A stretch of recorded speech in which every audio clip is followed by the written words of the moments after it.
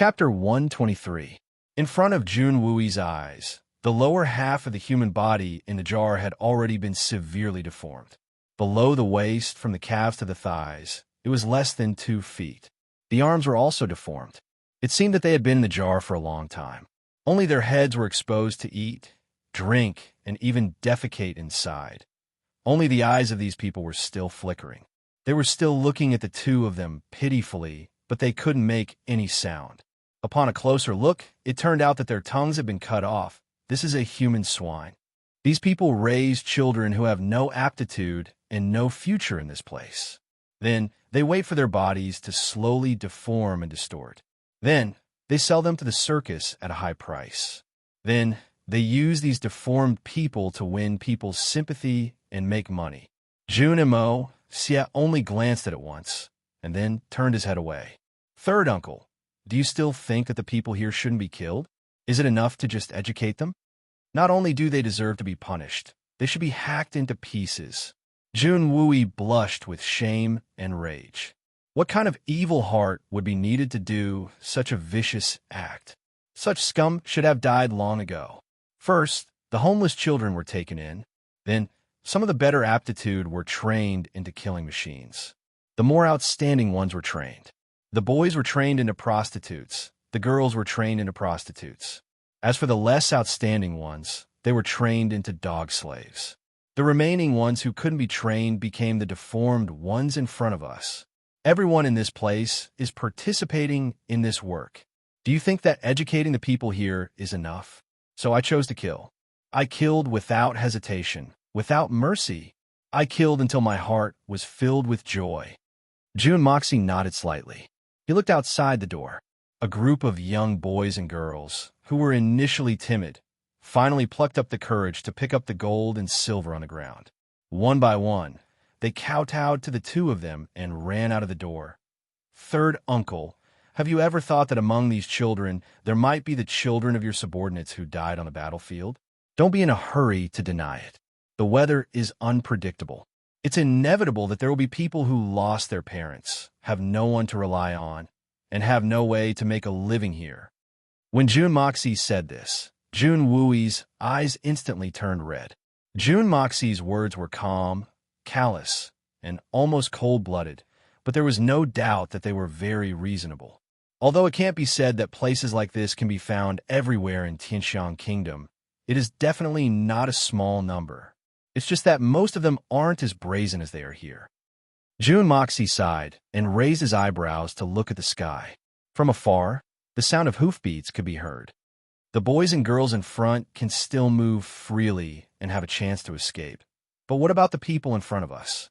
Do you have any ideas? As a Tianxian expert, Jun Wui naturally heard the commotion. But the dozens of deformed children in front of them were a big problem. It was impossible to bring them away.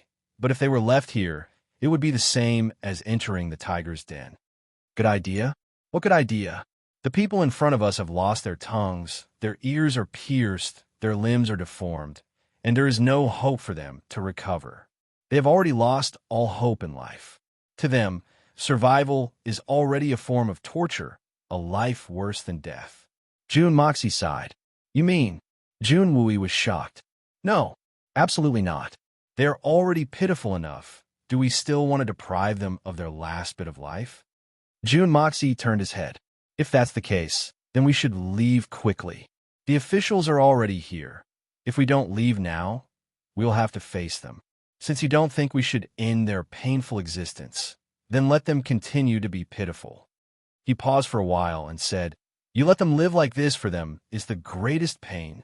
Alas, forget it. Let's see what happens next. We don't have enough time. Let's go.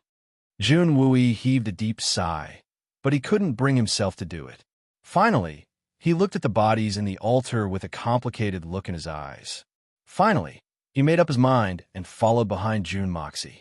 The two of them quickly skimmed over the top of the wall, turned left and right, and suddenly disappeared. The two of them had just left when a thunderous sound of hooves stopped at the entrance of the hall of Huanghua. Then, there was a commotion, and the officers and soldiers rushed in. Mo Xie, your temperament is a bit too cruel and bloodthirsty. You have to control this point carefully. Today's matter was good, but I found that your temperament is a bit too cold. If you encounter something in the future, you have to think carefully, Jun Wooey said while walking. Eliminating evil is promoting good.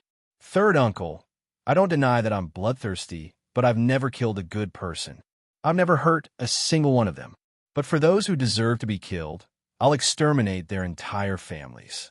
I'll get rid of evil, and I won't leave a single chicken or dog alive. June Moxie's complexion was as calm as water. Ling Ling smiled, but her footsteps didn't stop. The uncle and nephew pair were quite familiar with the terrain, and their movement techniques were also extremely agile. After passing through a few streets and flipping over a few walls, they arrived at a relatively secluded place. The thunderous sound of hooves behind them had already gradually faded away. You're right. We must get rid of evil. If we encounter such a place again, we'll have to intervene. The existence of such a place in this world is simply unacceptable. Jun Wooey frowned deeply. Xia, why did you only kill people, but didn't you capture a living person to ask about the mastermind behind the scenes? If we can find the mastermind behind the scenes and eliminate him, then it will be considered complete. Third uncle, what do you think these shrimps know? It's just a waste of effort to ask them. Even if we can get some clues, we'll have to spend a lot of effort to track them down, and we'll expose ourselves. June Moxie looked at him with interest. Actually, how can a mastermind behind the scenes sit still after such a thing happened? He'll definitely strengthen his guard and wait for us to come to him. He'll also search for us everywhere or secretly inquire about us. Judging from his reaction afterwards, isn't it more likely that we'll have a chance of success? At that time, we'll be in the dark, and the mastermind behind the scenes will be in the light. No matter what choice we have to make, it'll be much more convenient. There was another thing that June Moxie was too embarrassed to say. If they found out that the mastermind behind the scenes was an important official in the court, or even a member of the royal family, would third uncle really do it? Take this Wang Hua Hall as an example. If the mastermind behind the scenes was really the first prince, would you really eliminate him? You're right. Jun Wooey raised his sword-like eyebrows. But now that my body has recovered, I'm determined not to allow such an ugly place to exist in this world. If I know of one, I'll destroy it. Third uncle, I can only tell you that you have a long way to go. Hee, when we go back. Third uncle, you should immediately arrange for reliable people to save as many of those who escaped as possible. I'm afraid they won't be able to escape by themselves. Then why did you give them money? Jun Wooey was puzzled. It's just so that they can buy something to eat, or go further away if they're quick-witted. June Moxie smiled. In such a situation, we can't help them at all. Whether they can escape or not depends on their own abilities. Therefore, among these people, the further they go, the more secretive they are, the more worthy they are. As for this, it should be third uncle's business. June Moxie was talking when he suddenly stopped. He quietly said, "You've been following us for so long. Isn't it time for you to come out?" Jun Wooey was shocked. Is there someone following us? Why didn't I sense it? I've been practicing for many days, and my cultivation level has stabilized at the initial level of Tian Xian. It can be said that I'm a real Tian Xian master. In that case, what kind of expert would have the ability to follow him without him noticing? And how did Xia discover such a master? Jun Moxie stood still after he finished speaking. His eyes quietly looked at the ground. It was as if there was something attractive on the ground, and he couldn't take his eyes off it. After a long time, a voice was heard, not bad." A dark blue light flashed, and a skinny masked man appeared more than 100 feet away. His bright eyes looked at Jun Moxie and Jun Wooey. "Can you tell me, how did you discover me?" Jun Moxie Ling smiled. "People change. Everyone has their own tricks. There's nothing too rare in this world. Don't think that you're so great. I wonder, what's your purpose in following us?" This man's mask was obviously torn from his clothes. It was very simple, and it was obviously done on the spur of the moment. "I don't have any evil intentions. I just admire the two masters with a sense of justice. I was curious, so I decided to follow you. We're all kindred spirits. Since you don't have any evil intentions, please go ahead. We have other important matters to attend to, and we don't want anyone to follow us.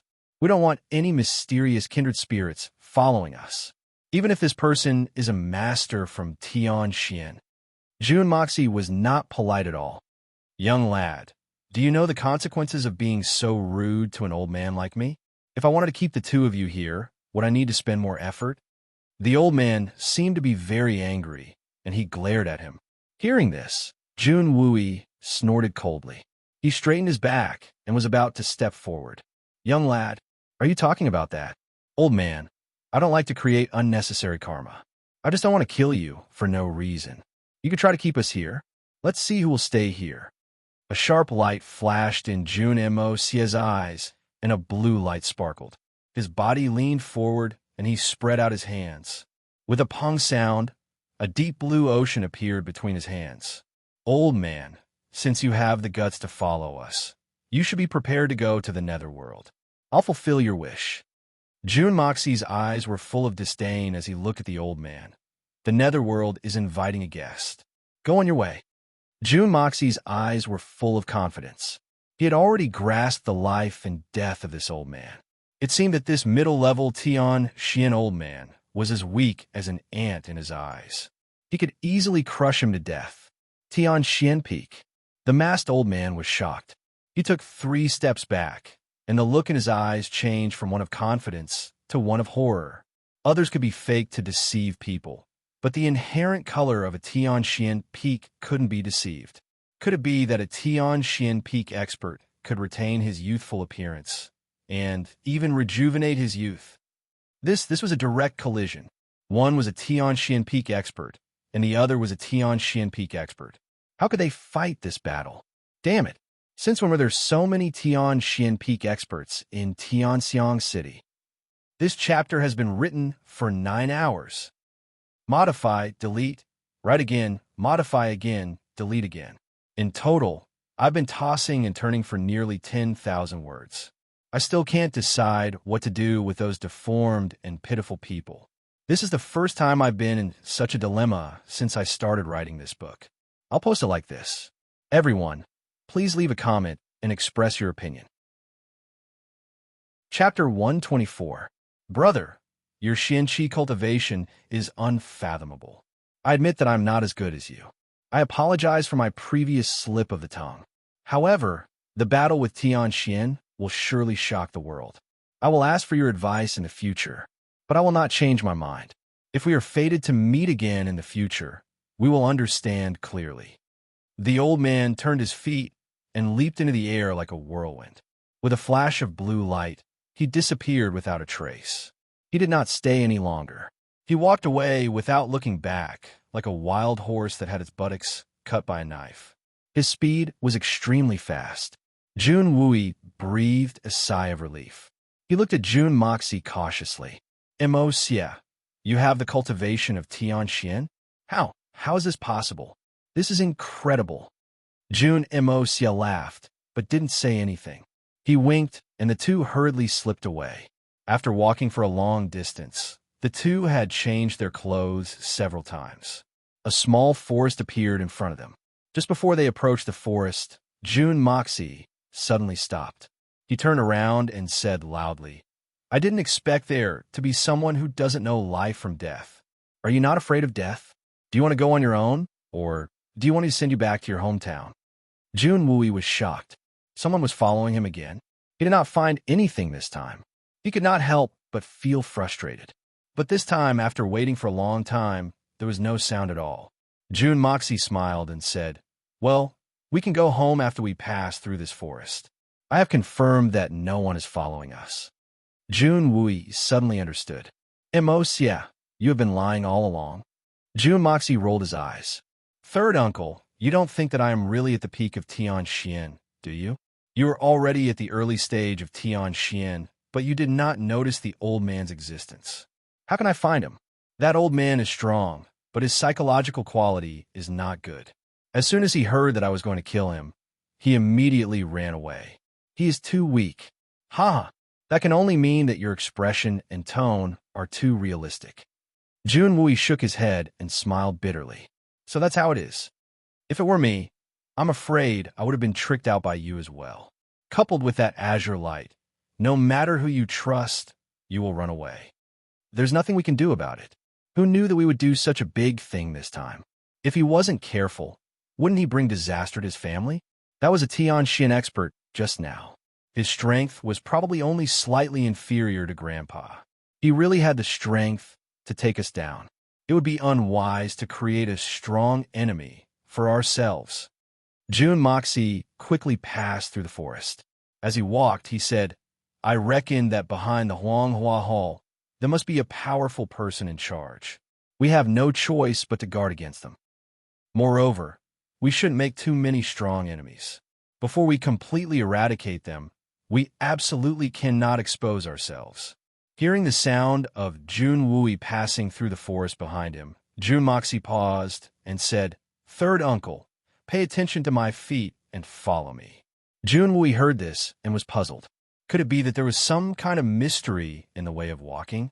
However, Jun Wui was already accustomed to listening to Jun Moxie's words. He closely followed him and carefully paid attention to his route. At first, he didn't feel anything, but after a while, he realized that Jun Moxie's way of walking was quite ingenious. Although Jun Moxie was passing through the forest at high speed, his limbs didn't touch any branches. With one hand in front and the other at the back, his left hand in front of him gently and quickly pushed aside the branches and leaves in front of him. His body passed through in the blink of an eye. Unexpectedly, he was able to not shake off even a yellow leaf that was about to fall. His hand behind him also returned the branches and leaves to their original positions in the blink of an eye. His feet stepped on the leaves with the tips of his toes. After passing through quickly, he unexpectedly didn't leave a single trace. In fact, he didn't even step on a tiny bug under his feet. Every step he took was just enough to cover his body and face with the surrounding leaves, branches, and trunks. At the same time, his hands were placed in front of him and behind him, one high and one low. He maintained an absolute balance at all times. This coordinated with the contraction of his muscles. Unexpectedly, he was in the best state of preparation to attack at every moment. All these movements were natural, yet extremely fast. The coordination between his hands, eyes, feet, and waist could be said to be seamless. However, it appeared to be smooth and natural. It seemed that all of these movements were completely instinctive. At the same time, he unexpectedly sealed his breathing and his pores. Not a single trace of Duju's scent leaked out from his body. This whole set of movements did not seem to be eye-catching.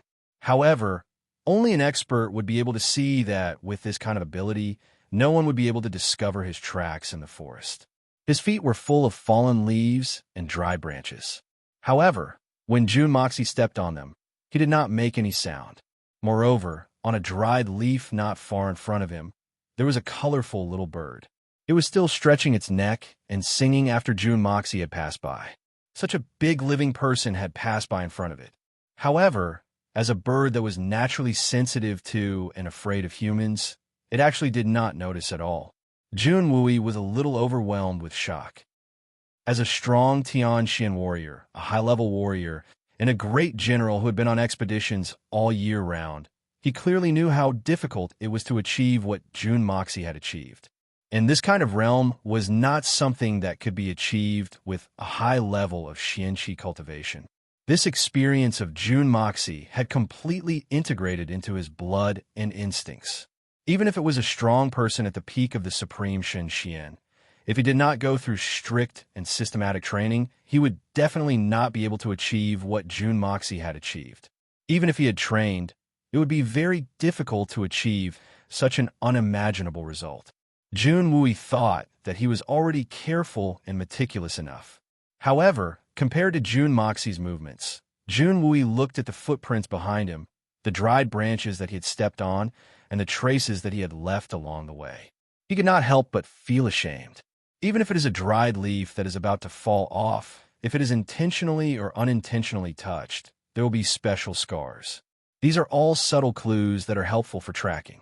In this world, the conditions for survival can be very strange. However, the traces that lead to people's defeat can be found everywhere. Therefore, we must be cautious especially in the face of so many powerful enemies. Jun Moxie spoke in a low voice. Ever since they had come out, the relationship between Jun Moxie and his third uncle seemed to have been reversed. But surprisingly, both of them felt that this was a matter of course. In fact, the third uncle Jun Wooey was much more orthodox than the hitman Jun Moxie. The third uncle had a strong sense of justice and was chivalrous and courageous. He was warm-hearted and would not hesitate to help others. This was his lovable and respectable part. The hitman Jun was admittedly a very lovable assassin, but his principles were somewhat excessive. For example, although he had already decided to deal with the Huang Hua Hall, but if it hadn't been for that girl's copper coin falling at his feet, then he might not have made his move today. And this unlucky principle had created a fundamental difference between the hitman Jun and the third master Jun. The character of this uncle and nephew pair were poles apart. Jun Moxie certainly admired and respected people like the third uncle, but his heart would never approve of such a person. There was no other reason for this. Although this kind of person was worthy of the admiration of everyone in the world, but his sense of justice was too strong. Moreover, his actions were inflexible and often led to defeat, and even death. In fact, the defeat was so painful that it was not worth it. The third Uncle Jun's respectable strength was actually his fatal weakness. The hitman Jun had determined that if someone were to use this point to set up a trap, then it would absolutely be a success. But if someone were to use this point to make a fuss about Jun Moxie, then they would absolutely not be able to achieve any results. In fact, they might even go for wool and come home shorn. Therefore, Jun Moxie had been instilling new ideas into Jun Wooey almost all the time. He didn't expect Jun Wooey to completely change, but he hoped that it would slightly influence his style of doing things. In certain situations, it would be advantageous for him to make a choice. And ever since Jun Moxie had healed Jun Wooey's injuries and his body had recovered, he had speculated that Jun Moxie was being taught by an unrivaled master. Therefore, he had long since become accustomed to the strange actions of Jun Moxie. These methods and experiences of Jun Moxie should have been taught to him by that unrivaled master. His nephew had taught him this, and it was tantamount to him learning from that master. This was not a shameful thing, and even more so not something that he could not accept. Therefore, Jun Wooey's state of mind was very calm. Today, Jun Moxie accompanied Jun Wooey.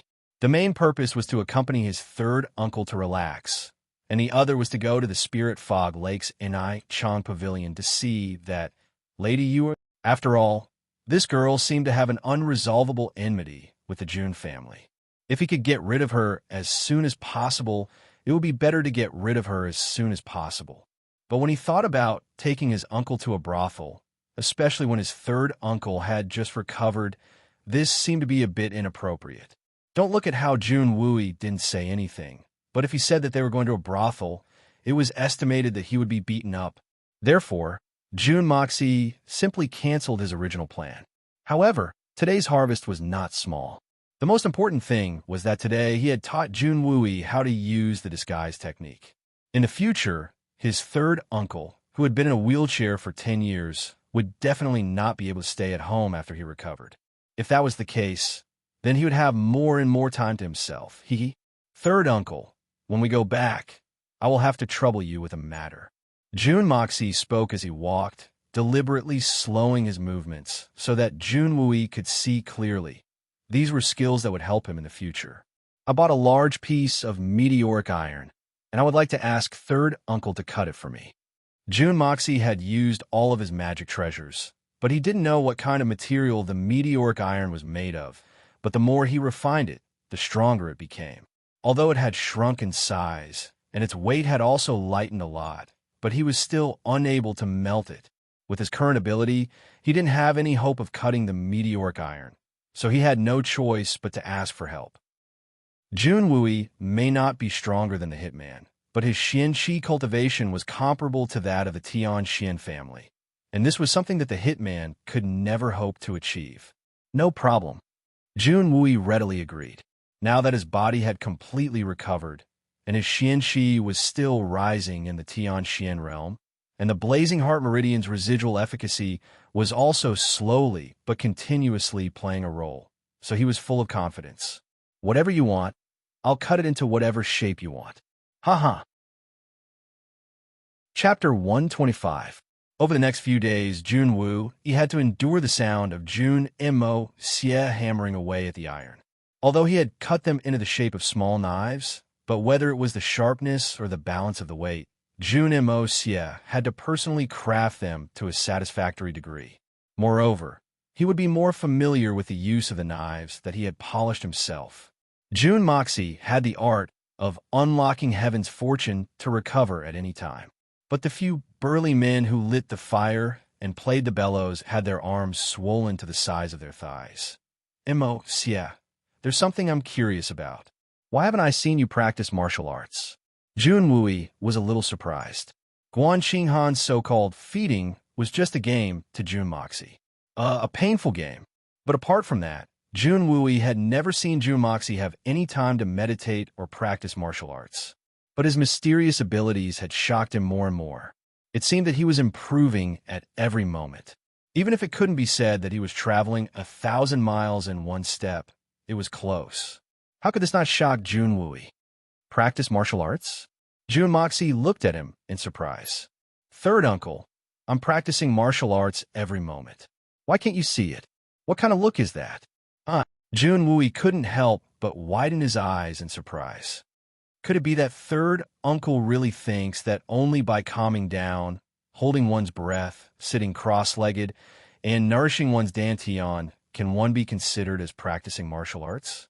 Jun Mo Xie's tone of voice was somewhat flabbergasted. I feel that Xian cultivation can be carried out at all times. While eating, while walking, while fighting, while talking, while standing, sitting, walking, running, anything can be done to cultivate. Even when you're sleeping, you can hypnotize yourself before you sleep, and you can still practice in your dreams.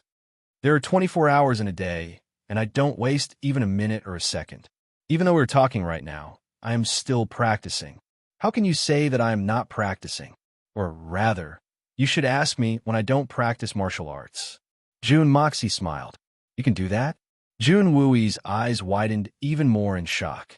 When you walk, you practice lightness kung fu, alertness, and sensitivity of touch. At the same time, you can also practice your eyes, ears, and body touch. All of these can be practiced. As long as you have the heart, you can practice martial arts. Jun Mo Xie replied in a serious manner. It's the same when you're in battle, but you'll need to practice your state of mind. When you're alone, you'll need to temper your willpower. When you're busy, you'll need to keep your heart calm. As for your Xian Gong, it's running automatically all the time. Unless you're at the stage of breaking through, you can practice your Xian Gong at any other time. Is it hard to understand? Jun Moxie said as if it was a matter of course, but he noticed that Jun Wooey's eyes widened more and more, and it seemed like they were going to pop out. You're practicing martial arts, and you're doing these dodging and evading actions instinctively? You're multitasking, and you're not messed up at all? Jun Wooey gasped. Isn't this a little too difficult? How can it be multitasking? Jun Moxie said with some helplessness, everything has to be integrated into the instinct, and you have to do it naturally. You don't need to think, and you don't need to do it deliberately. How can you say that you're multitasking? Jun Wooey was speechless. He finally realized one thing. His nephew was a freak. He was a normal person. Comparing himself with a freak, wasn't he looking for trouble? This kind of unimaginable cultivation method, if it was anyone else, they would have long been possessed by the devil, and it was not impossible for them to drive themselves crazy. But from his mouth, it was as normal as eating cabbage. How could it be so easy to practice martial arts and qi? Third uncle, you don't have to be too deliberate. In fact, it's just a process of habit becoming natural. For example, when we walk, our eyes are looking ahead, our feet are stepping on the road, and our mouth is talking. At the same time, we smell the fragrance of the earth, the fragrance of the flowers or the stench, and our eyes see red, green, yellow, people, horses, and other things. But we do not delay anything, and we can distinguish all these clearly in our minds. Strictly speaking, These are all things that can be done by multitasking, but we do not. Everything is done naturally. Jun Moxie smiled leisurely. In fact, practicing martial arts can also be done like this. The reason why you can't do it is that you're not focused enough on practicing martial arts, and you're not absolutely devoted enough. That's all. Every day, no matter what you do, tell yourself, I'm practicing martial arts. At first, you might not be used to it, but over time, this sentence will become your habit. At that time, when you're doing something, you will start practicing martial arts. Over time, you will feel that you are practicing martial arts, and you won't feel any difference. It's that simple. Jun Moxie smiled. For example, the two of us, uncle and nephew, didn't delay anything and didn't even think about it. We're already home, aren't we? Jun Wui pondered and raised his head. Sure enough, the back door of the Jun residence was not far away. No wonder you're so indifferent to everything. It turns out that in your heart, you're indifferent to everything, including life. Oh, it's not indifferent, but something similar to open-mindedness. Jun Wui pondered, but couldn't explain it. It was only now that he realized that he had unconsciously imitated Jun Moxie's movements along the way. Now that he stopped, he actually felt an indescribable sense of fatigue. Jun Moxie's xian qi and body were obviously not as good as his, but he didn't show the slightest sign of fatigue. He had to admit that habit was indeed a very powerful force. He had just returned home when a servant came to report. General Dugawudi has come to look for the third young master. Young Master Tang Yuan has also come to look for the third young master. His colleague had also received 3 invitations, and they were actually inviting Jun Moxie to a banquet. It was a coincidence that the first prince, the second prince, and the third prince had invited the first prince. His Majesty the Emperor's 3 sons had all started to make friends with that debauchee, Jun Moxie. This matter was very strange. Jun Wui looked at him deeply and said, "Mo xie, from now on, you walk your own path. You know what you're doing, and that's enough. I will make it clear to your grandfather that we will no longer restrict you." He paused for a moment, and then continued, "We believe in you." Jun Moxie's performance during this period of time had made Jun Wui feel very relieved. In fact, he had even begun to admire him. Therefore, he decided to let go and leave everything to Jun Moxie. That was because he realized that Jun Moxie seemed to not care about anything. But he cared about one thing. No matter what he did, he didn't like to be disturbed. Even if it was just sitting, standing, or walking, he had his own style. Moreover, his vigilance had become his instinct. Anyone who wanted to take advantage of someone like Jun Mo xie was undoubtedly more difficult than ascending to the heavens. "Thank you, third uncle." Jun Moxie was silent for a moment. Then he sincerely thanked him. "Jun Moxie, you, what kind of weird stuff did you put in that bullshit wine?" 7 of them were still unconscious. "If anything happens to them, I will tear you apart." Great General Dugu Wudi flew into a rage. He had jumped up the moment Jun Moxie showed up. The usually valiant old man Dugu had unexpectedly become a lot more haggard in one night. The Dugu family's 7 ferocious brothers had been sleeping soundly ever since they had been carried back. They had yet to wake up. Even when they tried to drink sobering soup, tea, vinegar, soy sauce, none of them had any effect. Even when they were stabbed with a knife, there was still no response. If it weren't for the thunderous snoring of the 7 brothers, which was enough to prove that they had drunk too much, Old Man Dugu would have probably gone crazy. Jun Zhan Tian's grandson is a grandson, but my grandson isn't a grandson. You've knocked out 7 of them in one go. How can I live like this? But drinking to such an extent is truly unprecedented, and no one will ever be able to do so. Dugawudi, a little bastard like you dares to be so rude in front of this old man? Do you really think that this old man doesn't dare to teach you a lesson? Previously, you allowed your grandson to cause trouble in my Jun residence and wantonly destroyed everything. Then, you left without a care in the world. You said that you would compensate me according to the price, but this old man didn't even see a single silver. Now, your son and nephew stole wine and drank too much. So, you want to blame me? Is there still justice in this world? Old man Jun's voice was sinister. They haven't woken up yet? Ha, that's easy. June Moxie snickered in his heart. I knew you wouldn't be able to wake them up. He lazily sat down on the armchair and crossed his legs. What did I do to them? They obviously have a hangover. Look at you. But if you wanted to wake them up, I will need money. Money. Dugawudi's face turned black. The great general couldn't understand. Although the June family couldn't cover the sky with one hand in Tianxiang, they were still a super family in name. So, how could their only successor be such a money grubber? Money every time he opened his mouth, he would swindle and blackmail. He would resort to every conceivable means. He dared to ask for 25 million silver for a jug of wine. Even the emperor wouldn't be as ruthless as him. How much do you want this time? I'll say this first. Don't open your mouth if you want to swindle me. Dugawudi clenched his teeth as he looked at Grandpa June, who was glaring at him like a tiger watching its prey. It's not much. 70,000 taels of silver should be enough for the materials needed to wake them up. I'm absolutely honest with you, and I'm honest with you. It's a good price, and it's genuine. June Mo Xie stretched out 5 fingers from his right hand and stretched out 2 fingers from his left hand. Fortunately, it's only 70,000 silver taels. Otherwise, your fingers wouldn't even have enough, Dugawudi taunted. Chapter 126. Dugawudi's face turned purple as he fiercely threw out a stack of banknotes. He felt extremely depressed. It was hard to imagine that the legendary Jun Wu Hui, who commanded thousands of troops, would raise such a scoundrel as a son. Jun Moxie got up and walked out. After a while, he came back with a few burly men behind him, each carrying a small jar of wine.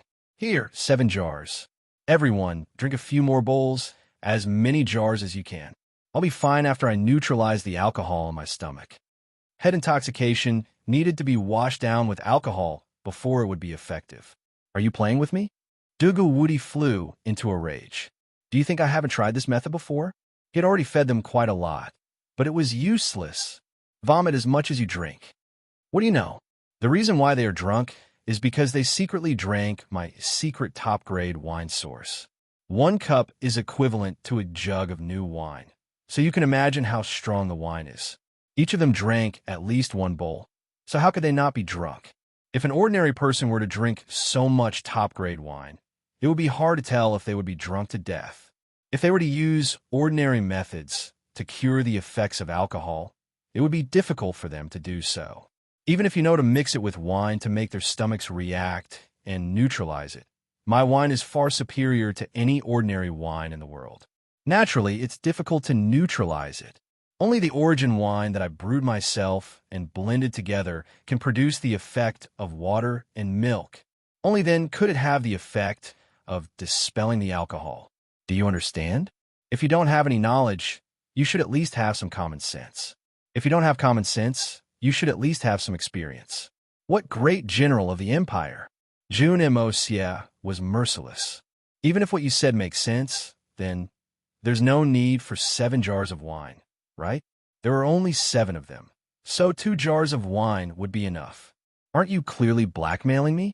Dugawudi really did not understand the difference between white spirit source intoxication and ordinary intoxication, so he could only avoid this topic. This was 10,000 taels of silver for a jar. It was a sky-high price. My wine hasn't opened for business yet. Today is the opening day. Jun Moxie smiled as he weighed the banknotes in his hand. That's why I've already sold it to you at a very cheap price. I might not be able to sell it at this price in the future. Dugawudi walked away with a black face. He really didn't want to stay any longer. He was afraid that he wouldn't be able to control his temper and would beat up that brat in front of Grandpa Ju this time. I heard that you provoked that girl from the Dugu family. Grandpa Jun smiled kindly and narrowed his eyes. His gaze was filled with the desire to hug his great-grandson. Grandpa, don't mess around. I can't wait to hide from that wild girl. I'm just curious.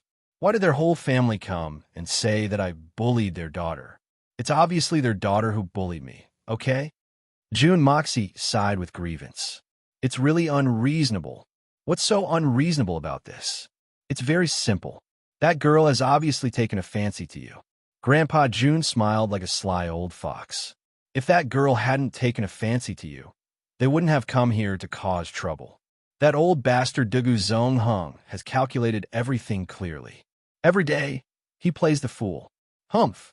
How could this old man not see through his cunning mind? What cunning mind? Zhu Moxie felt strange. He really didn't understand this matter. Dugu Xiaoyi has taken a fancy to you. Silly boy, on one hand, the Dugu family doesn't want you to be their son-in-law.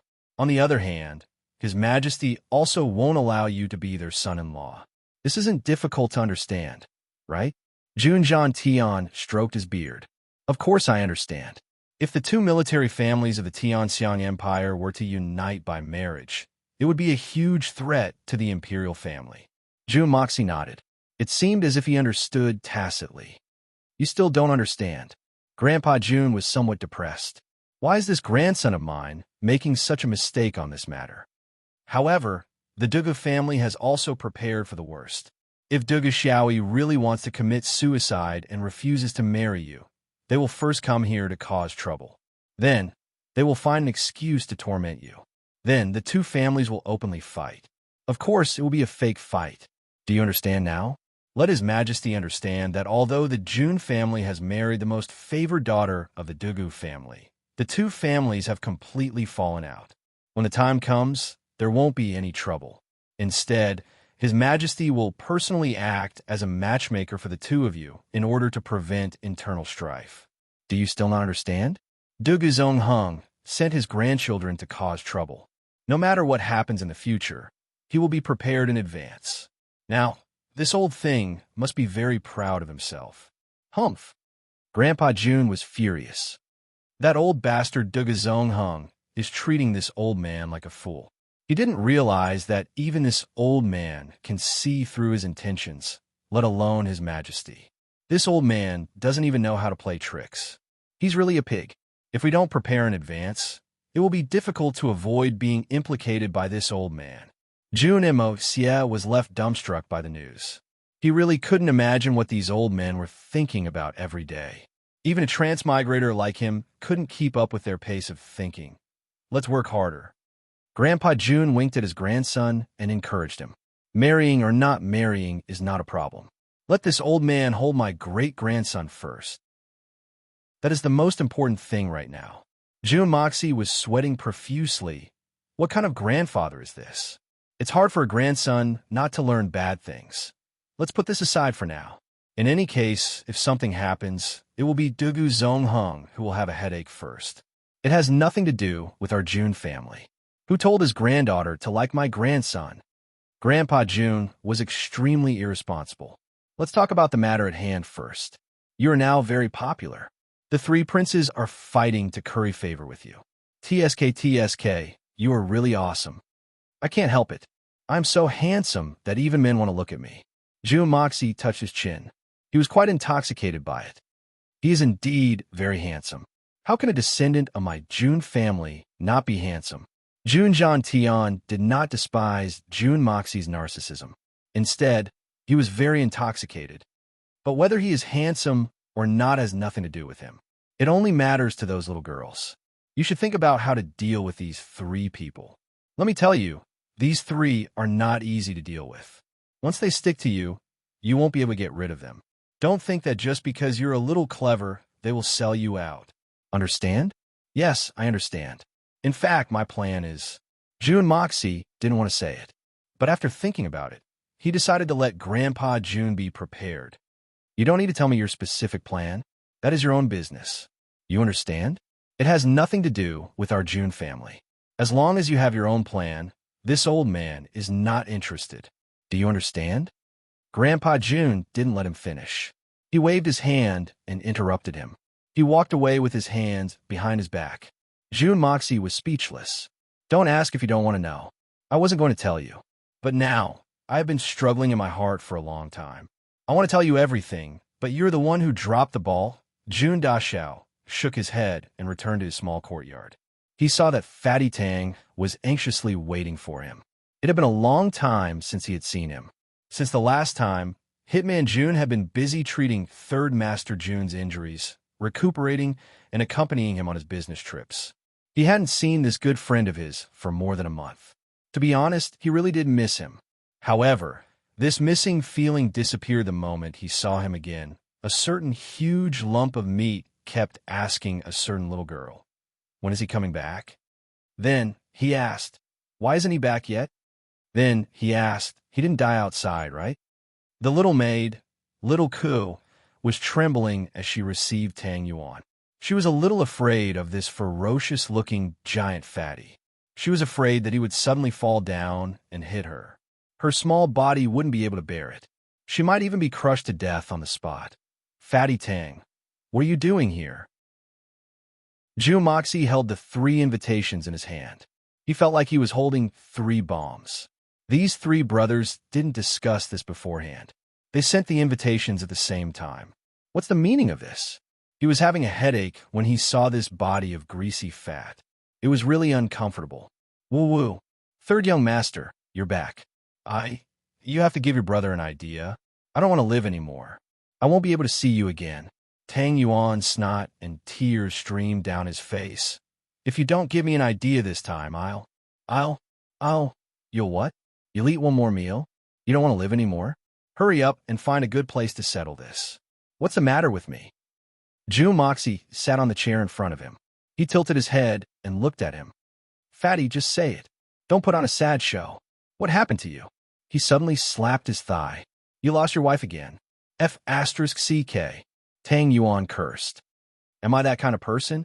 If you don't say it, I'm going to sleep." Zhu Moxie was about to get up. "Don't. Master. You're my master. Boss, you have to give me an idea. Otherwise, I'm dead." Tang Yuan hurriedly stopped him. "Hurry up and get to the point. I'm very busy. I don't have time to play with you." Zhu Moxie narrowed his eyes. I can't bear to look back.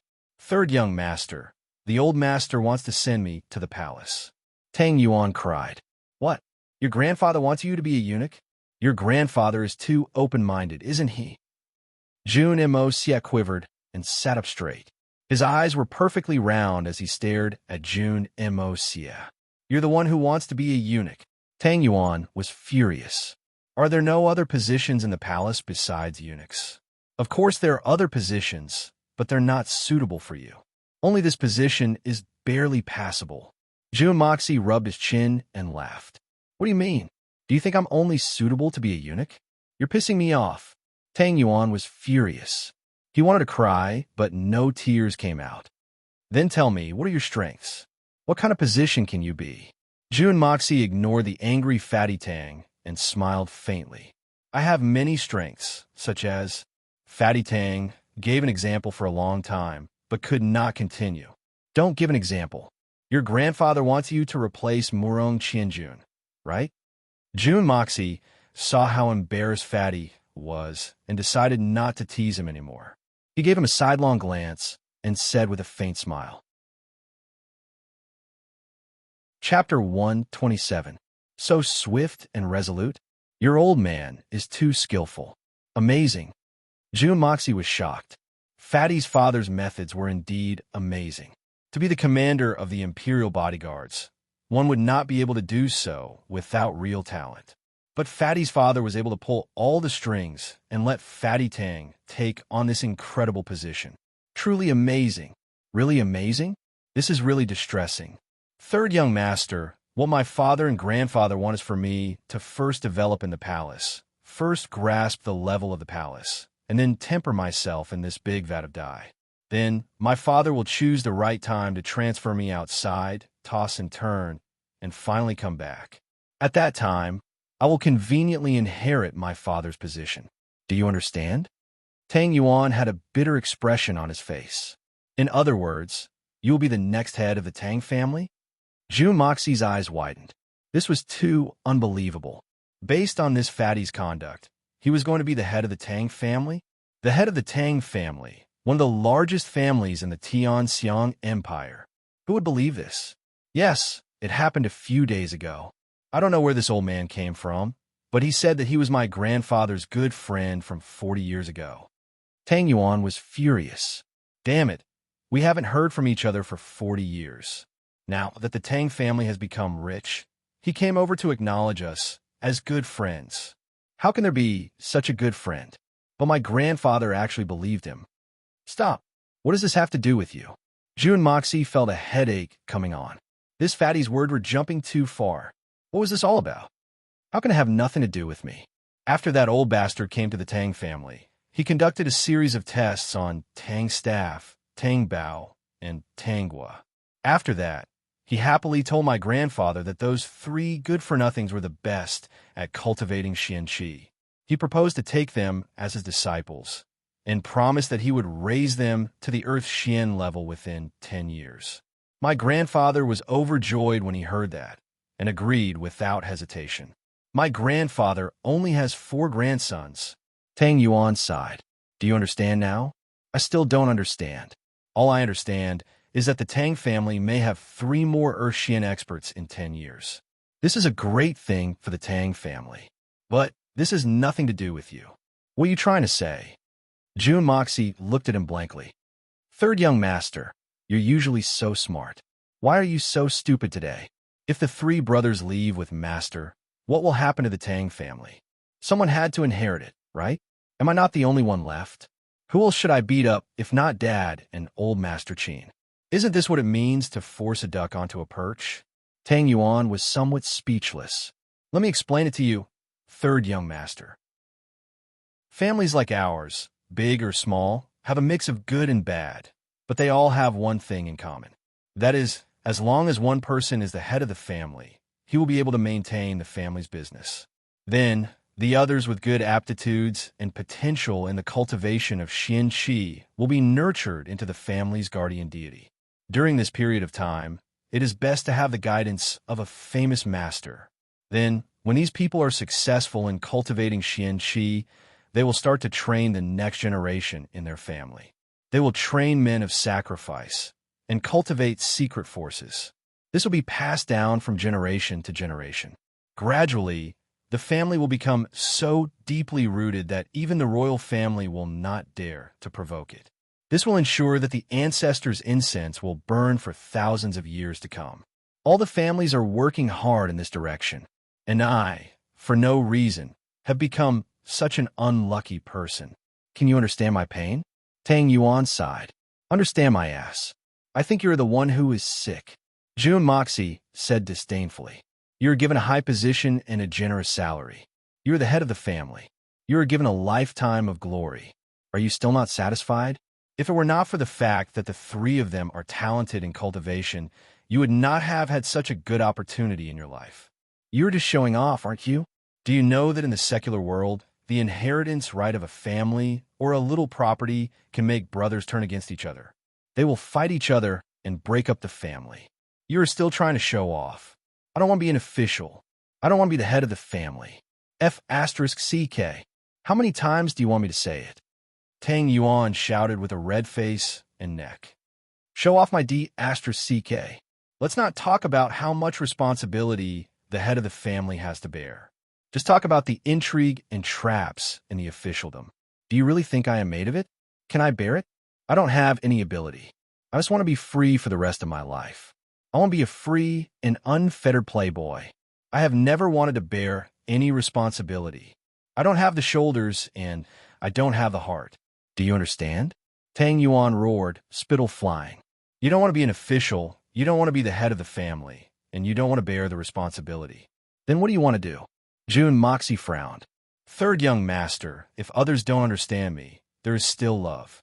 Don't you understand me? We are bosom friends. You want to live a happy life. I want to do the same, but I am not a woman. Tang Yuan's eyes shone with longing.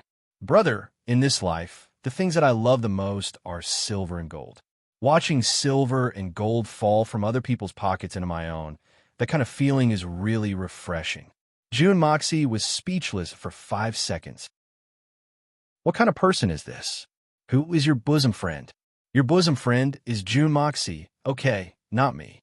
Although I am June Moxie, but I'm really not me. You like to have sex the most, but I like to do business the most. As for my family's business, I only hope that I can take over the family business, and then open my Tang family's business to every corner of the continent. Tang Yuan waved his arm, which was thicker than June Moxie's thigh, majestically. Following his bold movements, the fat on his body danced happily. That's not difficult. You could just explain it to old master. June Moxie was puzzled. Don't look at Tang Yuan. In June Moxie's impression, Fatty was an expert in doing business. Perhaps this was the only redeeming quality of Fatty, and there was no reason for old Master Tang not to approve of it. I understand. Tang Yuan wanted to cry, but no tears came out. With a swoosh, he took off his robe, revealing his back, which was as fat as a pig's. Coo! Cried out in alarm and turned her head away, her face completely red. See, third young master, this is the result of explaining things to the old man. Tang Yuan sucked in a breath of cold air as he showed his back to June Moxie. So forceful. June Moxie was dumbstruck as he looked at the 10 bruises on Tang Yuan's back. The bruises were purple with a hint of black. Look at this. There were 5 or 6 footprints on Fatty Tang's stomach. Then he put down his clothes and said resentfully, I won't show you my butt. It's even worse than these 2 places. It almost beat the shit out of me. That's awesome. June Moxie didn't know whether to laugh or cry. Looks like there's no turning back. Let's not talk about these useless things. Since your father has already paved the way for you, I believe that as long as you don't cause too much trouble, you'll definitely be able to deal with it easily. For now, let's not say that you don't know what's good for you. To be honest, even if I'm willing to think of a way for you now, there's nothing I can think of. All the procedures are just a formality for you now. I advise you to be an honest official and then take over as the head of the family. Jun Daxiao was speechless. For the sake of this official position, who knew how many people had racked their brains to curry favor, even abandoning their wives and children. They were heartless and unscrupulous. Yet, Fatty Tang was enjoying the fruits of their labor, and yet he was unwilling. What is this? Is he more evil than me? Isn't that robbing my rice bowl? I'd rather die in glory than live in dishonor. I'd rather die than submit. Tang Yuan stood up passionately and placed one hand on his chest. With a resolute expression, he looked out the door and recited a poem. I don't manage the family. I don't want to be an official. My life's wish is to make a lot of money. June Moxie fell on his but along with the chair, looking battered and exhausted. I've lived 2 lives, but I've never seen such a clown before. It's not that there's no way, because there's still a link that hasn't been cleared. This link can't be bribed, even if I spend all my family's assets. Tang Yuan squinted his eyes. He seemed to be in a good mood after writing a poem. It's that old eunuch Zhu. Old eunuch Zhu? As June Moxie spoke, an idea suddenly popped up in his mind. Fatty Tang is very good at doing business. Moreover, his family doesn't allow him to do business. If I help him with this huge favor, then the 2 of us can start a business together. Perhaps it will save me a lot of time to save up my wealth. With this thought, June Moxie immediately looked at Tang Yuan with a strange look, making Fatty Tang's hair stand on end. Why are you looking at me like that? I'm not into that kind of thing. I'm still a virgin. Tang Yuan hugged his chest, feeling a little scared. Ugh. June Moxie finally felt a little proud, but his internal organs started to churn because of this sentence. All right, I don't have time to talk nonsense with you. Just tell me, which stage is old eunuch Zhu in charge of? Let's see if I can think of any way. June Moxie rolled his eyes. Old eunuch Zhu was His Majesty's personal bodyguard. He had always kept a low profile, but June Moxie guessed that he should be an expert. Old eunuch Zhu's full name was Zhu Zhu Zhu. It was a very funny name, but big shots like Junjian Tian and Duga Wudi were always polite to him.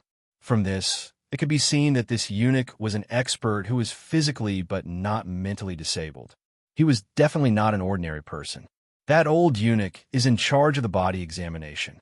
I'll be stripped naked and let that old thing fiddle with me over and over again. Tang Yuan's face was bitter. Although I'm a little fat, my body is definitely very healthy. I don't have any diseases. I can definitely pass. That's what worries me the most. Fatty Tang patted his belly. Although he was worried, he was also somewhat proud of himself. Suddenly, he mysteriously moved his head closer. I heard that when Murong Qianjun was examined by him, he even twisted that thing for a long time.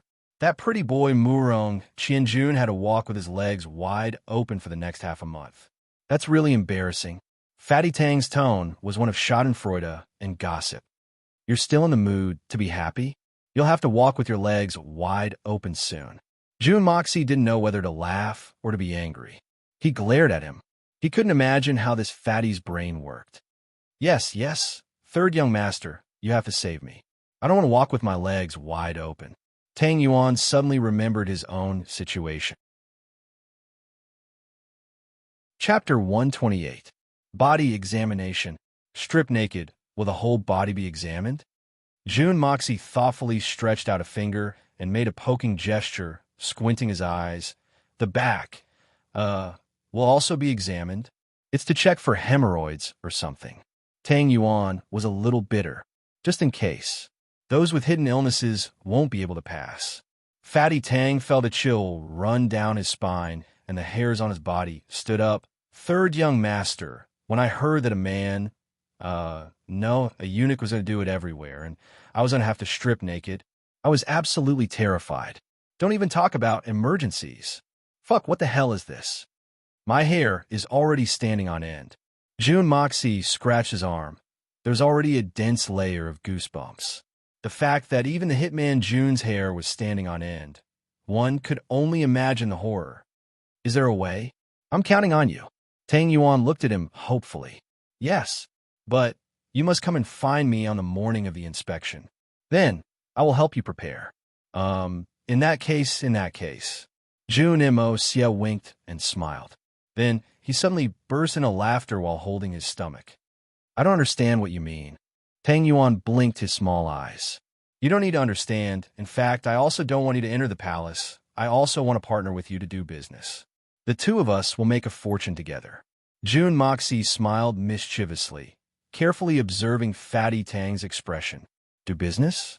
Big business? Tang Yuan's spirit was shaken. He was even a little excited. He was moved to blink twice. Third young master. You really are my second parent, and also a roundworm in my stomach. Get lost. You'd better think about how they'll deal with you if you fail to live up to your father's expectations. It seems like all of your father's previous efforts have been in vain. June Moxie lifted his leg and kicked. Tang Yuan clutched his buttocks and cried out in pain. He grimaced in pain and said, I'm fine, as long as the imperial edict doesn't come. Do you think my father will beat me to death? If I grind a little more, I'll be able to get a scapegoat, huh?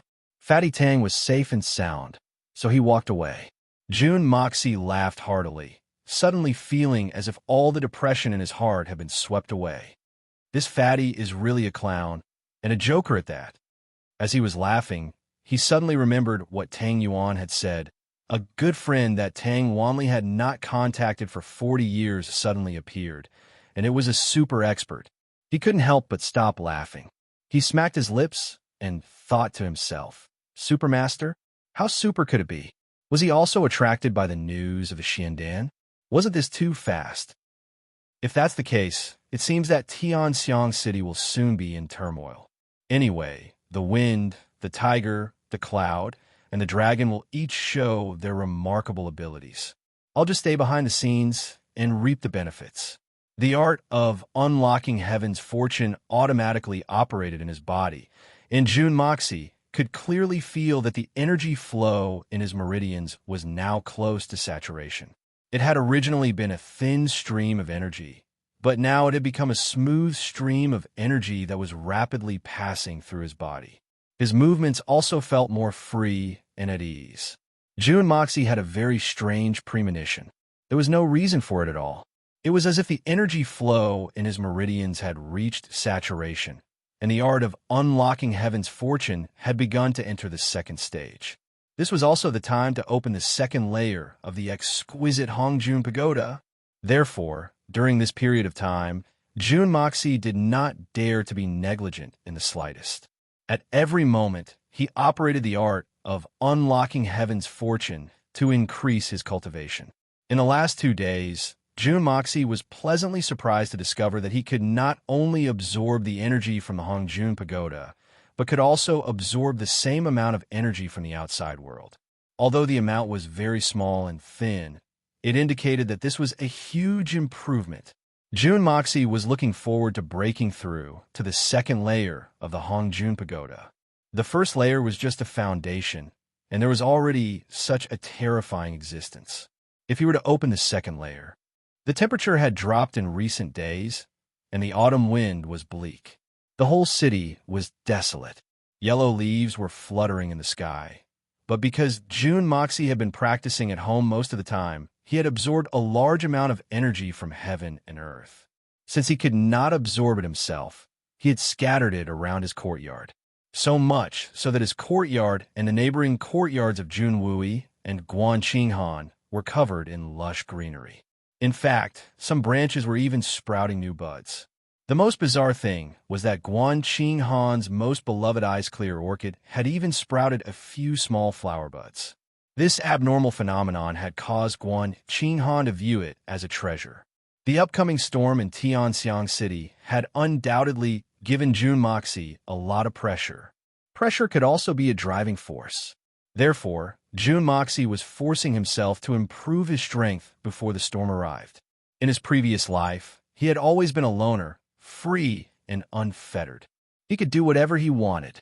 But in today's environment, Jun Moxie suddenly found himself lonely. Which big family did not have a group of people to protect them? If he wanted to live freely in this world, he could do it with his own strength. But if he wanted the entire Jun family to live comfortably, then it would be impossible without a strong force. The 300 men that he had personally trained were far from being of any use.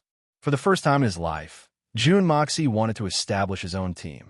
This was also the first time in both of his lives. Once he had helped his grandfather improve his strength and resolve the Jun family's worries, then he would start to develop his own secret force. No matter what, he had to recruit a few experts. Otherwise, what could a few silver Xian and gold Xian experts do in the face of so many experts? If he wanted to recruit, then he had to recruit real experts. If they were mediocre, then he would rather give up. But if they were really top-notch experts, then how could they be so easily subdued? Jun Moxie scratched his head, suddenly fantasizing about a phrase he had read in his previous life. When the body of a tiger shakes, all the heroes under the heavens will bow their heads in worship. Everyone will be loyal and devoted, and from then on, they will lay a foundation that will last for eternity. If I could also shake my body like a tiger, all the heroes under the heavens will bow their heads in worship. How good would that be? Jun Moxie propped his chin in his hands as he fantasized. Holding the 3 invitations, Jun Moxie's eyes flashed. No matter what, the second prince's invitation must be given to him. The reason was simple. The banquet was to be held at the Ni Chong Pavilion. Jun Moxie had eavesdropped on that night, and the hatred of that Lady Yu towards the Jun family was still lingering in Jun Moxie's mind. Such a vicious woman. If Jun Moxie didn't find out about her background and then eradicate her, then he would feel sorry for himself. But the second prince's invitation had given Jun Moxie a very good opportunity. Also, counting the time, the matter of the Xian beast tending crossbows should have been over for a long time, but I don't know if the people sent by my grandfather have received any news. As for the first prince's banquet at the Misty Rain Pavilion and the third prince's banquet at the Splendid Lake, Jun Moxie didn't care about them at all. For the time being, those places held no attraction for him. I've decided I'll go to the Ni Chong Pavilion this afternoon. Jun Mo Xie beamed with a radiant smile and strode out of the small courtyard with big strides. He was prepared to blatantly tell his grandfather that he was going to visit a brothel and ask him to assign 2 bodyguards, preferably strong ones. Just as he rushed out of the door, he saw Guanqinghan's snow-white robe slowly walking towards him, her cold eyes looking at Jun Moxie. "You're going out?" "Yes, I'm going to the Ni Chong Pavilion." Jun Mo Xie replied in a very honest manner. "Besides, this isn't a shameful matter. The Emperor's son is treating me to a meal, and I'm only an invited guest. So, how can I be blamed for this? Shameless. Going to such a place and still acting so righteous. I thought you were really a prodigal son turning over a new leaf, but after pretending to be a good person for 2 days, you've revealed your true colors. Guan Qinghan's face suddenly turned red with anger. She was about to step forward and teach him a lesson. This guy had been well-behaved for a few days, but today he actually openly said in front of her that he wanted to go to a brothel. How could this be tolerated? Uncle can tolerate this, but sister-in-law cannot. June Moxie dodged Guan Qinghan's palm, laughed, and said, "Sister-in-law, in fact, you look very good when you're angry. I'm just speaking from the bottom of my heart." Guan Qinghan's face was as cold as frost. Her hand moved like the wind, not saying a word. If I don't teach this kid a lesson today, I'm afraid he'll revert to his old ways. In any case, today's routine exchange of pointers hasn't started yet. Third uncle is really too much. It was obviously grandfather who arranged this exchange of pointers. How could he just stop it? June Mo. Xie dodged left and right. Then he suddenly slid a few feet away. Then he laughed mischievously and said, "Sister-in-law, let's postpone today's spar for now. I'll spar with you later. She's still waiting for me." Then he disappeared like a wisp of smoke. Guan Qinghan was so angry that her chest felt stuffy. June Moxie's words were the truth. The second prince was indeed waiting for him at the Ni Chong Pavilion. But in Guan Qinghan's ears, it was as if he was talking about those lowly prostitutes waiting for him. How could she not fly into a rage? This kid has been acting like a man for the past few days. I can't let him continue like this. If I do so, how can I face my deceased in-laws and his elder brother? Guan Qinghan bit her lips and quickly walked towards Grandpa June's study. June Moxie was amazed as he walked. He almost couldn't believe his own subtle progress. Previously, when he was sparring with Guan Qinghan, he was unable to display his true strength. Moreover, he had to try his best to restrain his instinct to kill. In a situation where he was unable to retaliate, it was naturally quite difficult for him to dodge.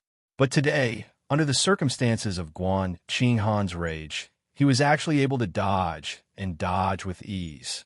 That day, he even managed to hit a vital point of a Tianxian expert, although he wasn't prepared for it. But a hit is a hit.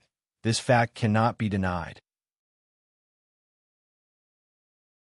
Chapter 129. Recalling the day when he and Jun Wui killed people in the hall of Huanghua, Jun Moxie frowned thoughtfully. If it was in his previous life, he would only be at the level of a Ho-Tian warrior. But in this world, the strict classification of Xian Qi gave Jun Moxie a subtle feeling that there was no comparison. The Xian Qi in this world from the first grade to the 9th grade, then from the silver grade to the immortal grade. Every grade was clearly defined. However, the art of unlocking heaven's fortune that he cultivated, aside from the mysterious abilities, compared to the Xian Qi of this world in terms of pure strength, there seemed to be something wrong. In fact, it was very wrong. His cultivation, according to this world's standards, was equivalent to directly abandoning the first, second, and third level Xian Qi, and starting from the 4th level. After cultivating for such a long time, in terms of pure strength, he should not be able to match a silver-level Xian Qi. But if he were to face a silver-level Xian Qi, even if it was a peak silver-level Xian Qi, he was confident that he could easily kill it. Looking at this rate of progress, when the first level of the art of unlocking heaven's fortune reaches completion, it should be the peak silver-level Xian Qi of this world breaking through to the gold level. What if he breaks through to the 2nd level? What would be the comparison? Moreover, if the Xian Qi cultivation in this world could be accelerated with the help of external forces, then would the art of unlocking heaven's fortune be able to do the same? If it was possible, then what kind of things would be beneficial to his cultivation? Thinking of this, Jun Moxie suddenly felt that he had gone out too little. He should go out more often. After all, the world in front of him was very different from his original world. Grandpa Jun was not at home, so Jun Moxie called 2 guards to accompany him. After all, it was the second prince who had invited him to the banquet. At this time, the second prince would not be able to protect him. If he had any malicious intentions towards him, it would be the same as shooting himself in the foot. Therefore, there was absolutely no risk. Guan Qinghan and Jun Daxiao arrived at Grandpa Jun's study almost at the same time. Naturally, they did not find anything. Still angry, They simply took a detour and went to look for the third uncle, Jun Wooey. Jun Wooey had just issued the family head's order, dispatching absolutely reliable men to rescue the fleeing boys and girls. This was the first time that Third Master Jun had exercised his authority after receiving the family head's order from Grandpa Jun. However, Third Master Jun did not have the time to savor the wonderful taste of power. Instead, he sat on a useless wheelchair and carefully thought about the words that Jun Moxie had said along the way. He also thought about the superb concealment skills and counter-tracking strategies that Jun Moxie had displayed along the way. The more he thought about it, the more he felt the taste was boundless. Every action that Jun Sun Xiao had made, every action that he had taken, every word that he had said seemed to contain a deep meaning. Every time he thought about it, he would have a different experience. Thinking back to Jun Moxie's words, "Training is my instinct. I do not need to deliberately train, but I do my best to train at all times." Every time Jun Wooey thought about this sentence, his mouth would be filled with a lingering aftertaste. This sentence was not just reasonable. It was simply the truth. If one could train to such a level, what kind of perseverance would one need? But at the same time, if one could really do it, what kind of achievements would one achieve? Not to mention, the number of experts that Jun Wooey had come into contact with in his life was not small. Even if there were many experts like Tian Xian, there was absolutely no one who could achieve what Jun Moxie had done. Although Jun Moxie was still young, his achievements and attitude towards martial arts had already become an immortal legend. Jun Wooey let out a deep breath, his eyebrows slowly knitted together. Since Amo Xie could do it, why can't I do it myself? Am I really that useless? At the same time, Jun Wooey also realized that if he wanted to rely on his own strength to take revenge and obtain the approval of Han Yin Yao's family, Jun Moxie's training method might be the best choice for him. Jun Wooey was deep in thought, but he did not know that with this one thought, Jun Wooey had truly embarked on the path of a peak expert. Although it was only the beginning, this was because the reason why Jun Moxie was able to train on his own was because the internal energy that he had cultivated in his previous life and the art of unlocking heaven's fortune were special things that were different from this world's Xian Qi. Naturally, those Xian Qi could follow the flow of his blood and Qi. Moreover, Jun Moxie had the exquisite Hongjun Pagoda to constantly supply Xian Qi to help him train, so it was actually not difficult to achieve this. But now, Jun Wooey was indulging in the wildest fantasies. If he wanted to achieve this, it would undoubtedly be as difficult as ascending to the heavens. Although the Xian Qi in this world had similar functions as internal energy, its nature was completely different. Xian Qi focused more on lethality, and its effect was violent. If it was allowed to run on its own, then the tragedy of Qigong deviation might occur at any time. Therefore, all the Xian Qi cultivators were very careful, and they would try not to be disturbed during their training.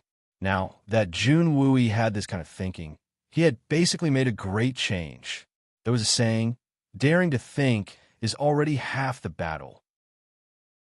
The sound of hurried footsteps could be heard, and it could be heard that the owner of the footsteps was brewing anger. Is it Qing Han? Why is she so angry? What happened? Jun Wooey instantly determined the identity of the person.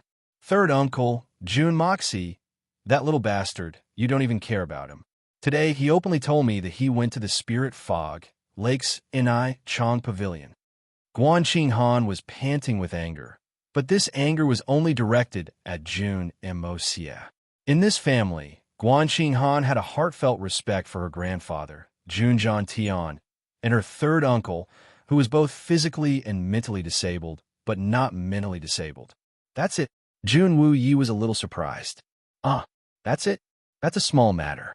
He has only been quiet for a few days, and now he's showing his true colors. How can he continue like this? Guan Qing Han was panting with anger. Oh, I know about this matter. I made him go.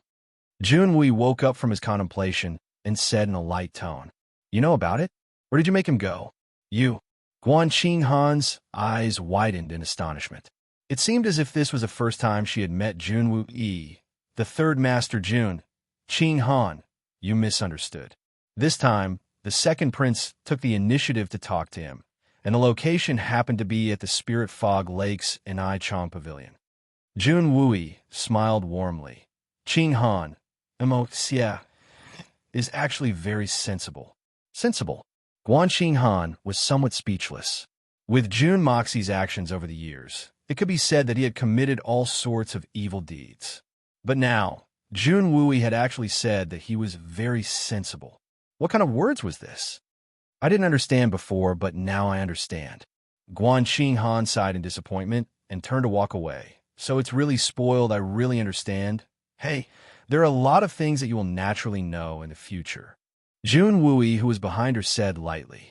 In the blink of an eye, his mind was immersed in Xian Qi cultivation. Guan Qing Han's footsteps paused for a moment, but she still left. Jun Wui sighed and whispered, "Come, invite the housekeeper Uncle Pang to come here." Old Pang came quickly and stood in front of Jun Wui in the blink of an eye. "Uncle Pang, there's one thing that I need you to do for me." Jun Wui rubbed his face with both hands. It seemed that it was difficult for him to make a decision. "What is it? Please tell me." Old Pang's face was very solemn. This was the first thing that Jun Wui had ordered him to do since he took over as the head of the family. No matter what it was, it had to be done to perfection. It is said that the Public Security Bureau of the capital has found a large group of disabled children in the Huanghua Hall. They are quite pitiful. Jun Wui finally made up his mind. You go and see how many of them are still alive. Then bring them all to the Jun family. Our family is very big, so we don't mind having a few more people to eat. They are just children. Yes, I will do it, Old Pang said as he turned to leave. If it is possible to not expose your identity, then do not expose it. If someone tries to obstruct you, then just say that it is my intention. Jun Wui looked straight ahead, and his eyes gradually became sharp. Chong Pavilion. The huge third floor was now empty, and there were only a few people sitting there. Each of them was wearing a light coat and had a graceful and elegant expression on their faces. They were all dressed like scholars. The one in the middle had a handsome face and was very young. His clothes were not very luxurious, but his expression and movements were naturally revealing a kind of noble and elegant aura. Second Master, it is just a trivial debauchee, Jun Moxie. There is no need for Second Master to personally come out to deal with him. Any one of us coming out to deal with him is already giving him a lot of face. Now that Second Master has personally come out to deal with him, it is a bit too much. The one who spoke was a young man in his late 20s. He was tall and had a fair complexion, just like a woman. Even in such a late autumn weather, he was still waving a folding fan in his hand. He was waving it back and forth leisurely, which was a little out of place. However, no one said anything. It was obvious that this person had some background. Brother Chung, the Second Master, is not giving any face to Jun Moxie. What Brother Chung said is right. Jun Moxie is just a debauchee, a prodigal son of a wealthy family. As far as he's concerned, he doesn't have the slightest bit of value. However, he has a good family behind him and a good elder. This Second Master is giving face to Jun Tian. An old man in his 50s or 60s sat upright on a chair as he spoke in a leisurely manner. Even if Jun Tian comes personally, what can he do? The young Brother Chung chuckled and said disapprovingly, although Jun Tian has a high status and power, but when it comes to Xianqi cultivation, he is at best only comparable to Tian Xian. If he really wants to kill him, I can ask my father to do it. It will be as easy as blowing off dust.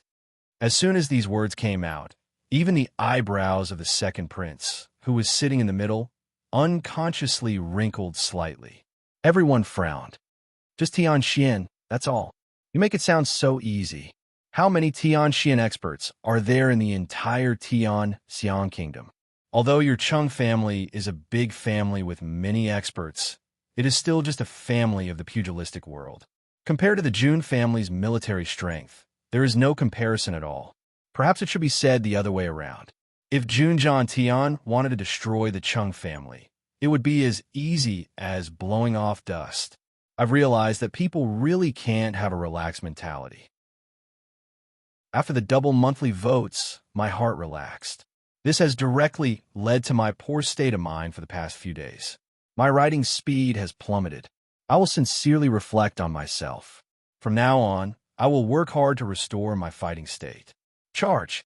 Fight! Fight! Therefore, I beg for monthly votes. Let me be excited again. I would rather be more tired. More tired. Chapter 130. As for your father, although no one has seen him, but according to the rumors, he is only at the level of Tian Xian. Even if you were to fight Grandpa Jun one-on-one, it would be hard to tell who would emerge victorious. In fact, the chances of your father being defeated and killed are much higher. To actually say that dealing with Junjian Tian would be as easy as blowing off dust, what shameless boasting. This man, surnamed Cheng, is a descendant of the Cheng family of Jiangdong. His father is the current head of the Cheng family. For some unknown reason, he has recently joined the second prince's side. Seeing that his family's influence is indeed extraordinary, the second prince has been rather polite to him. But this man does not look like a man, and his character is a complete idiot. Moreover, he has a very high opinion of himself, as if to say, I am number one in the world. Usually, he does not put others in his eyes. Although his cultivation is only at the peak of Silver Xian, his character is insufferably arrogant. The second prince had asked him to come today because he knows that Jun Moxie is a downright debauchee. Here, he is of the same rotten taste, even to the point of fighting poison with poison. But now that he was acting like this, he was worried that he would mess things up here. Sitting next to him is a man with a dispirited expression, his legs spread wide. His posture is quite strange. This is Lord Liu from the other day. That day, he was chasing the mysterious man and fell into the water. His crotch was struck by a bamboo pole with the force of a thunderbolt, which directly led to the birth of an official member of the Imperial Palace. However, it was outside of the Imperial Palace. Lord Liu regarded that incident as the greatest humiliation of his life. These days, Lord Liu has been frantically treating his something, and then frantically searching for people. But he did not see the face of the mysterious man that day. At best, he only saw big white buttocks. Therefore, every person that was caught these days would go through the same procedure. Bring them to Lord Liu, turn them around, and take off their pants for verification. Therefore, during this period of time, there was a rumor in the second prince's residence. Ever since Lord Liu was injured, his sexual preferences had changed drastically. He was only interested in butts, and it had to be the butts of young men. It seemed that the whiter the butts, the more he liked them. As a result, every time his subordinates saw Lord Liu, the first thing they would do was to anxiously cover their anus. If by any chance Lord Liu took a fancy to her well-developed buttocks, how would she conduct herself in the future?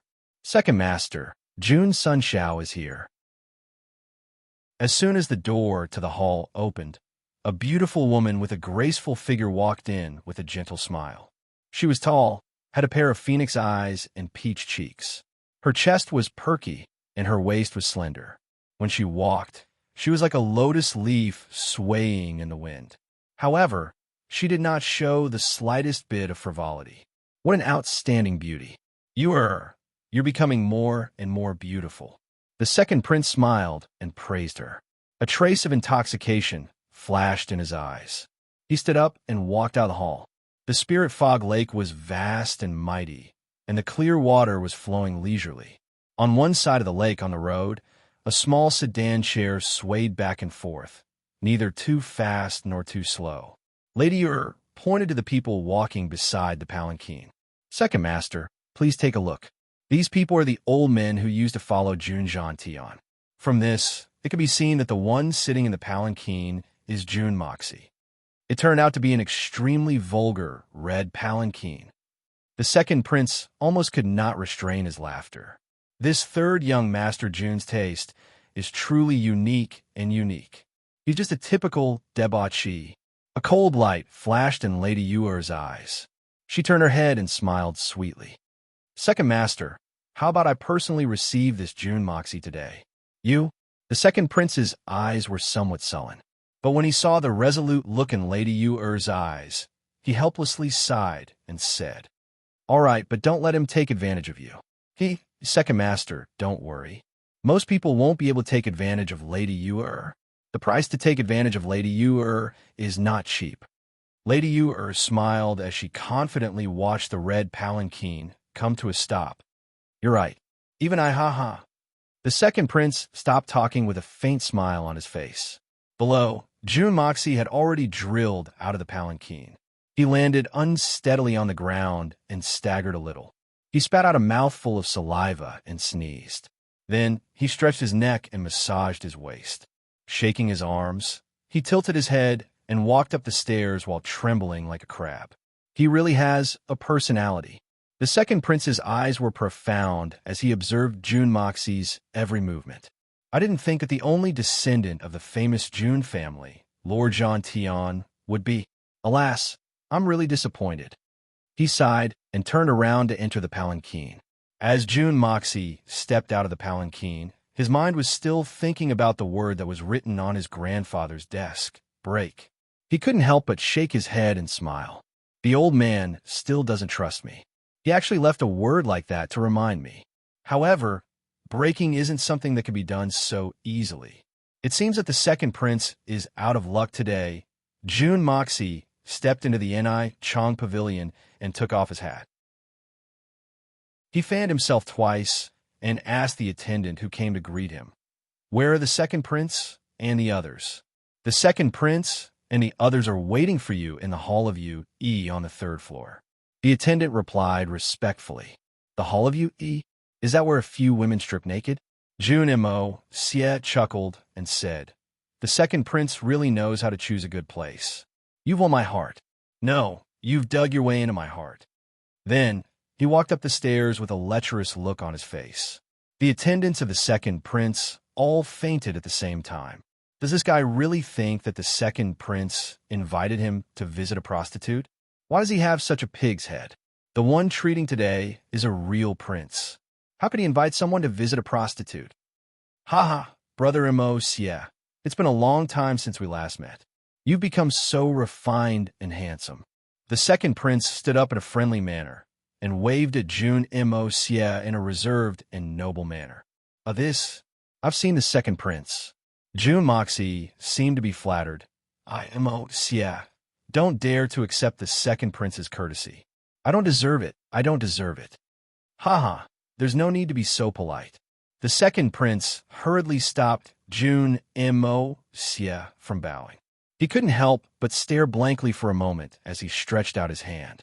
He suddenly felt a little unhappy in his heart. This guy didn't intend to bow at all. He was just making a gesture. But before he could even stretch out his hand, he had already straightened his body. Of course, Jun Moxie wouldn't bow to him. In Jun Moxie's heart, even the emperor was not worthy of his bow. If there was a god in this world, should he worship him? Then Jun Moxie would think, what does the god in this world have to do with me? What's more, he was just a prince. In the eyes of a great assassin like Jun Moxie, he was just a corpse that could change at any time. Apart from the relationship between the emperor and the minister, our two families are real friends. The second prince smiled warmly. I remember when we were young, we used to play together. But as we grew older, younger brother and I are now adults. Looking back on the past, I can't help but sigh. There was a hidden meaning in the second prince's words. He was reminding Jun Moxie, you and I still have a relationship between the emperor and the minister. Don't be too presumptuous. Others might care about the power of the Jun family, but do I care? I am the emperor and you are the minister.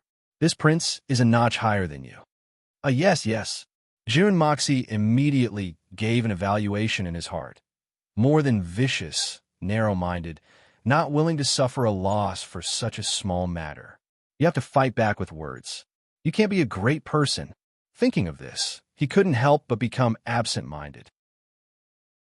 There were still 4 people staring at him covetously, especially that greasy-haired guy in his late 20s. The way he looked at him was full of contempt and disdain. The second prince invited me. Why did he bring such a hateful guy? Who do you think you are? How dare you frown at me? Younger brother, let me introduce you to a few good friends. The moment the second prince said this, The other 4 people stood up. "This is my teacher, Mr. Fong Bo, one from the Hongwen school." The second prince's attitude was very respectful. Fong Bo felt very proud as he stroked his beard and looked at Jun Moxie. He laughed and said, "This old man is just an old man. How can I compare to you young talents?" "Greetings, Mr. Fong Bo." Jun Moxie looked at this old man and was a little wary. This old man was old, but he didn't look bad at all. He was calm and full of energy, and his energy was restrained. Such a person was actually the second prince's teacher, or someone from the Hongwen school. He must have some background. "This is Lu Sibo, Lord Lu. Lord Lu is skilled in both the pen and the sword. He is a rare talent." The second prince smiled. Jun Mo Xie sized up this Lord Lu who had caused him to run around naked and had nearly plucked out half of his bird feathers. Then he asked with a playful expression, "Lord Lu's posture is quite different from the others. TSK, look at how tall and straight you are. You're truly a bold and decisive man." Lu Sibo didn't expect that Jun Moxie's first words would expose his scars. Lu Sibo's face turned red as he stood in front of Jun Moxie with his legs wide apart, afraid that he would accidentally touch his scars. Of course, he was very different from the others. The Jun family's third young master is also very different. He is much more handsome than the others. Lu Sibo clenched his teeth and cupped his hands. "You can see it too. I'm also puzzled. Why is he so handsome? He is so handsome that there is no justice in this world. He is so handsome that it makes people jealous. He is a bosom friend and bosom friend. I'll treat you to a drink some other day." Jun Mo Xie coquettishly combed his hair and shook his head in a very flashy manner. He had shamelessly taken Lu Sibo's sarcasm as a compliment, and even accepted it all. Everyone was speechless. I have never seen such a narcissist. Lord Lu was even more depressed. Who would want to be bosom friends with you? Jun Sunxiao's reputation is well-deserved. Meeting you in person is better than hearing about you. I admire you. Haha, I am Chung Chao. Young Master Chung squeezed out an arrogant smile when he saw that Jun Moxie was looking at him. He cupped his hands in a perfunctory manner and didn't forget to stab Jun Daxiao with a few words. "Chung Chao, I have never heard of him." Jun Moxie turned his head and showed him the back of his head. "This guy is very arrogant. Motherf asterisk cur. He has been giving me face since the beginning, and he even dared to stab me. Do you think I can't tell? Who do you think you are, you bastard?" Chapter 131. Chung Chao's small face turned deathly white when he heard Jun Daxiao's words. His small face had turned even paler than before. "Haha, third young master. This is the young master of the Chung family. It's inevitable that young Master Jun is not familiar with him." Fong Bo Wen's eyes hadn't left Jun Mo Xie since the moment he had entered the room. He had been observing his every movement, his every word, and his every expression. "Chung Chao, is it?" Jun Moxie narrowed his eyes and looked at him. "Chung Chao." Chung Chao's whole body trembled as he clenched his teeth and said, "Young Master Jun, I've long heard of the Jun family's great reputation. Your father's reputation is like a thunderclap piercing through my ears." Chung Chao's words were quite tricky. He was clearly ridiculing Jun Moxie for having been born without any proper upbringing. Everyone was shocked when they heard this. These words had not only exposed Jun Daxiao's scars, but it also greatly offended the entire Jun family. The second prince started to sweat profusely.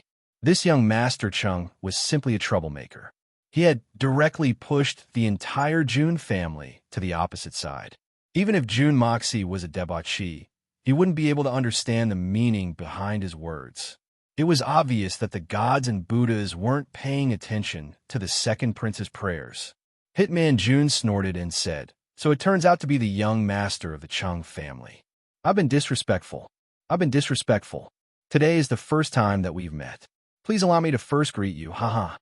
Jun Moxie's tone was heavy as he dragged out his words. The so-called pointing at a bald man and calling him a monk's name was probably nothing more than this. This was clearly a shrew cursing in the streets. Moreover, he was even greeting the young master's father. How can you be so shameless? The so-called Tianxiang City's #1 debauchee has opened everyone's eyes today. What does it mean to know someone by reputation? What does it mean to know someone by reputation? Chung Chao was so angry that his hands and feet turned ice cold. His pale face turned ashen.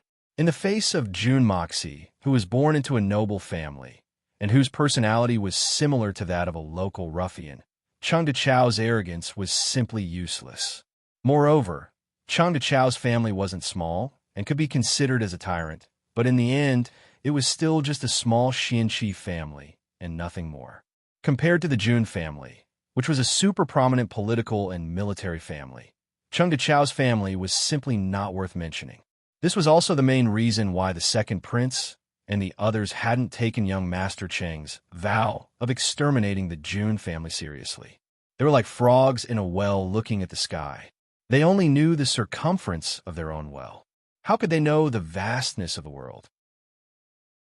In other words, no matter how hedonistic Jun Moxie was, no matter how unbearable, you're just an insignificant Chung Chao.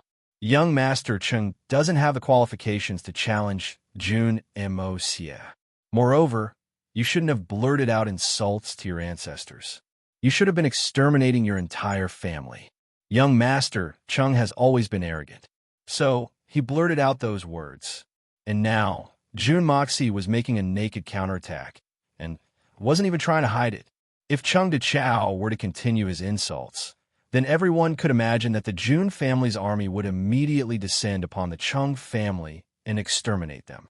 Therefore, even if Jun Moxie didn't have any misgivings, Chung Chao absolutely couldn't. However, this young master, Chung, wasn't a complete idiot. Therefore, even though he had been humiliated by Jun Moxie, he didn't dare to retaliate. Only the pretty boy was angered to the point that his whole body was trembling. The others looked on with cold eyes. However, they were secretly rejoicing in his misfortune. What kind of person is Jun Moxie? Even if he's a hedonistic debauchee, he's still the only descendant of the Jun family's third generation. How can a small Chung family afford to provoke him? This guy deliberately provoked Jun Moxie from the very beginning. Now that he's being treated like this, he's only seeking his own humiliation. At this moment, a fragrant wind lingered in the air. Then, a soft and beautiful voice sounded out. "Honored guests, Lady Yu has specially brought her sisters here to liven things up." Then, 5 or 6 women gracefully walked in. Each one of them was young and beautiful, and each of them was bashful and timid. The men in the room couldn't help but feel their blood boil. With the appearance of so many beautiful women, Jun Moxie's arrogant and despotic attitude disappeared. His eyes were fixated on the beautiful woman in the middle of the room, and his mouth was wide open. A thread of transparent silk was dripping from his mouth, but he didn't notice it. The person he was looking at was none other than Lady Yu. The reason why Jun Moxie had come to the Ni Chong Pavilion was because of her. Otherwise, why would he have agreed to the second prince's invitation when all 3 princes had invited him? Now that she had appeared in front of him, how could Jun Moxie let go of such an opportunity? Everyone looked at his pig-like appearance and couldn't help but despise him in their hearts. What kind of demeanor was this? This Lady Yu may be outstanding, but she's still a brothel girl and will never be able to reach the next level. Could it be that this debauchee Jun wants to create a world-famous scandal? The second prince furrowed his brows. It was no secret that he had feelings for Yu. However, Yu had other thoughts in her heart. From beginning to end, she refused to leave his side. This made the second prince's heart itch. With his status, he naturally could not marry her. In fact, it was impossible for him to take her as a concubine. However, in his heart, he had long regarded Yu as his forbidden descendant. A transparent pearl curtain separated the 2 sides of the room, and Lady Yu smiled gently as she walked over to the curtain and sat down. Her fingers plucked the strings, and the sound of the zither echoed in the room, adding a touch of elegance to the banquet. The dishes were quickly served, and the second prince and Jun Moxie didn't seem to hear anything. Instead, Jun Dashao's eyes were fixated on Lady Yu, who was playing the zither. The second prince and the others felt bored. Everyone already knew that Jun Mo Xie was a debauchee, a complete debauchee. So, his actions were bound to be preposterous. This was reasonable and expected. But no one had thought that this person would actually be so outrageous. Jun Mo Xie drooled as he agreed with the second prince's comment. Although the major families in the capital have formed their own families, but if you look closely, you'll find that these families have already formed an offensive and defensive circle. Jun Mo Xie nodded in agreement, and not bad, not bad. Then, Fong Bo1, Lucy Bo, and the others began to beat around the bush and tried to demonstrate the second prince's strength and desire for the Jun family. Although their intentions weren't obvious, but the underlying meaning was clear enough for even a pig to understand. Moreover, Lu Sibo and Cheng Dechow had given Jun Mo Xie a vivid lesson about the second prince's courteous attitude. In fact, they had even taught him a very vivid lesson. In fact, he believed that even the textbook examples wouldn't be able to match up to them. Jun Dashao acted as if he was an expert and listened attentively no matter what was being said. He actively participated in the discussion, and his attitude was extremely serious. Later on, he was the only one speaking nonstop, but the words he said didn't seem to match the donkey's lips or the horse's mouth, and left everyone speechless. When it came to political strategy, the art of governance, and how to benefit the people, Fong Bo, when accidentally said, "The strength of the people and the strength of the country is not the same as the wealth of the people." This meant that everything needed to be supported by a strong financial force. Everyone agreed with this statement. However, this one sentence had caused Jun Mo Xie to suddenly come up with many fallacies. His eloquent speech was endless. In the end, he had even deviated from the main topic and started to talk nonsense. Money is a good thing. What Lord Fong said is very good. Haha. Speaking of gambling, haha. This young master and Fatty Tang were afraid of disturbing the people, so we disguised ourselves and carefully entered the Golden Shuttle Casino. That day, we gambled thrillingly, and this young master's title of God of Gamblers also became famous that day. Henceforth, there would be no more opponents. It would be as lonely as snow. As the saying goes, it's lonely at the top. This was probably the meaning. Being invincible is indeed the loneliest. Jun Moxie proudly looked at everyone with disdain, and then put down his chopsticks, stood up, and put one foot on the chair, and gestured with his two hands. There are also fighting beasts, fighting snakes, fighting dogs, fighting cocks. Do you know when the cocks are fighting, their feathers will stand up? Jun Moxie talked nonstop, and his spittle flew in all directions. Talking about this, he was a true expert. In the previous Mo Xie's memory, there was nothing special about him, but when it came to these debauches, he was definitely an expert. Who could stand up to this small test of his skill? Although that young Master Chung also had a bit of a debauchee aura, he was too focused on climbing up and had long thrown the small path of debauches to the back of his mind. Even if he forced himself to do so, he was still too far away from Jun Dashao's level. How could he even be compared? For a moment, everyone looked askance and stared at Jun Dashao's performance, as if they had been struck by lightning.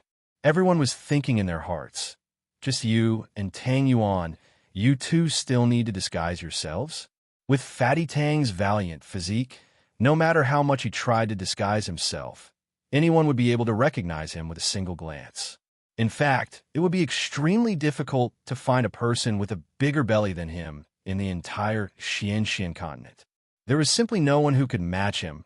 With the two of you going, who would dare to win your money? Of course, he would become the god of gamblers, but we didn't seem to be talking about this just now.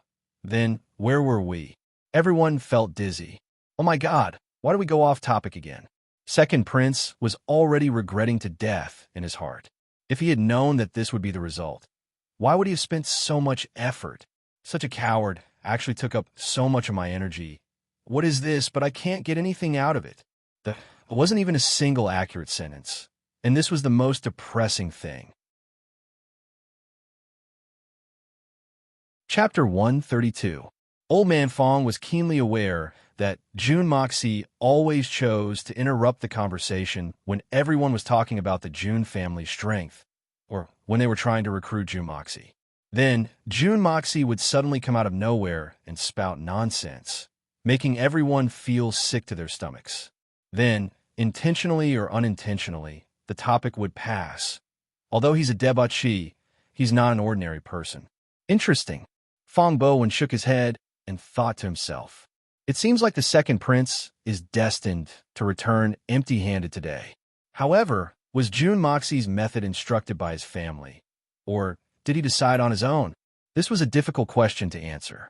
But looking at the current situation, it didn't matter if the June family didn't turn to the other two. As long as they didn't turn to the other two, then there wouldn't be a problem.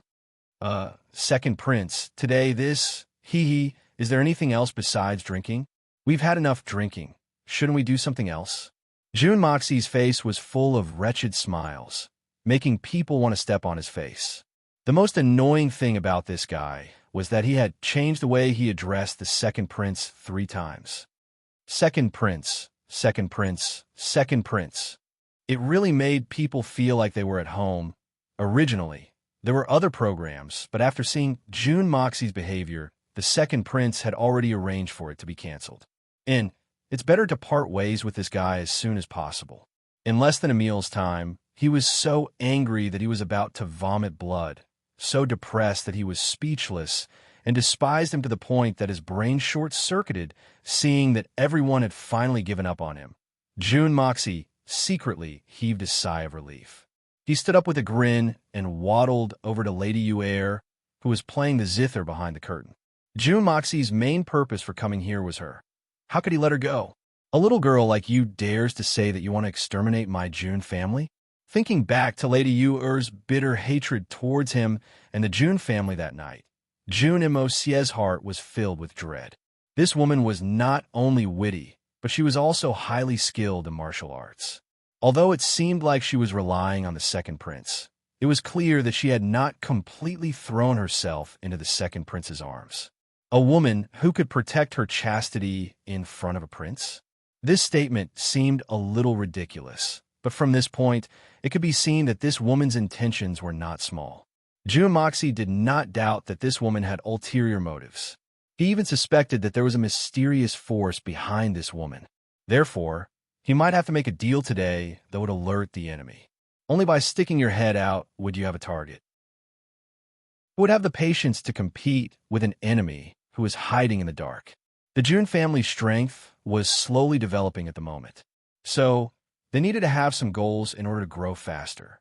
He and the June family would be in a very passive position if he allowed her to continue to lie dormant and continue to spy on the June family's weakness. But if he were to kill her, then he would directly cut off this line of communication. This would make the enemy completely hidden in the dark, and the situation would become even more unfavorable. Lady Yu'er is very beautiful. June Moxie did not hide his eyes as he sized up Yu'er. Yu'er suddenly felt an indescribable discomfort throughout her body.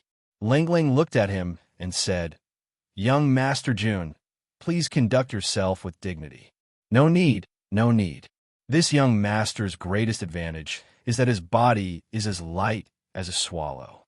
Tang Yuan, that fatty, is the one who should conduct himself with dignity.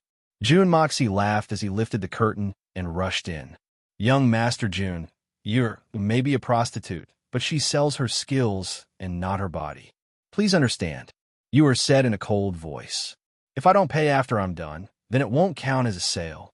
This young master thanks you for your kind reminder. June Dashao continued to move closer to you, with a calm face. By now, anyone could see that this debauchee June Moxie had taken a fancy to Lady Yu'er, and it was very likely that he would force himself on her, or even perform a reality show. This was not a rare occurrence for the famous debauchee of the June family. But the biggest question was, who was Lady Yu'er?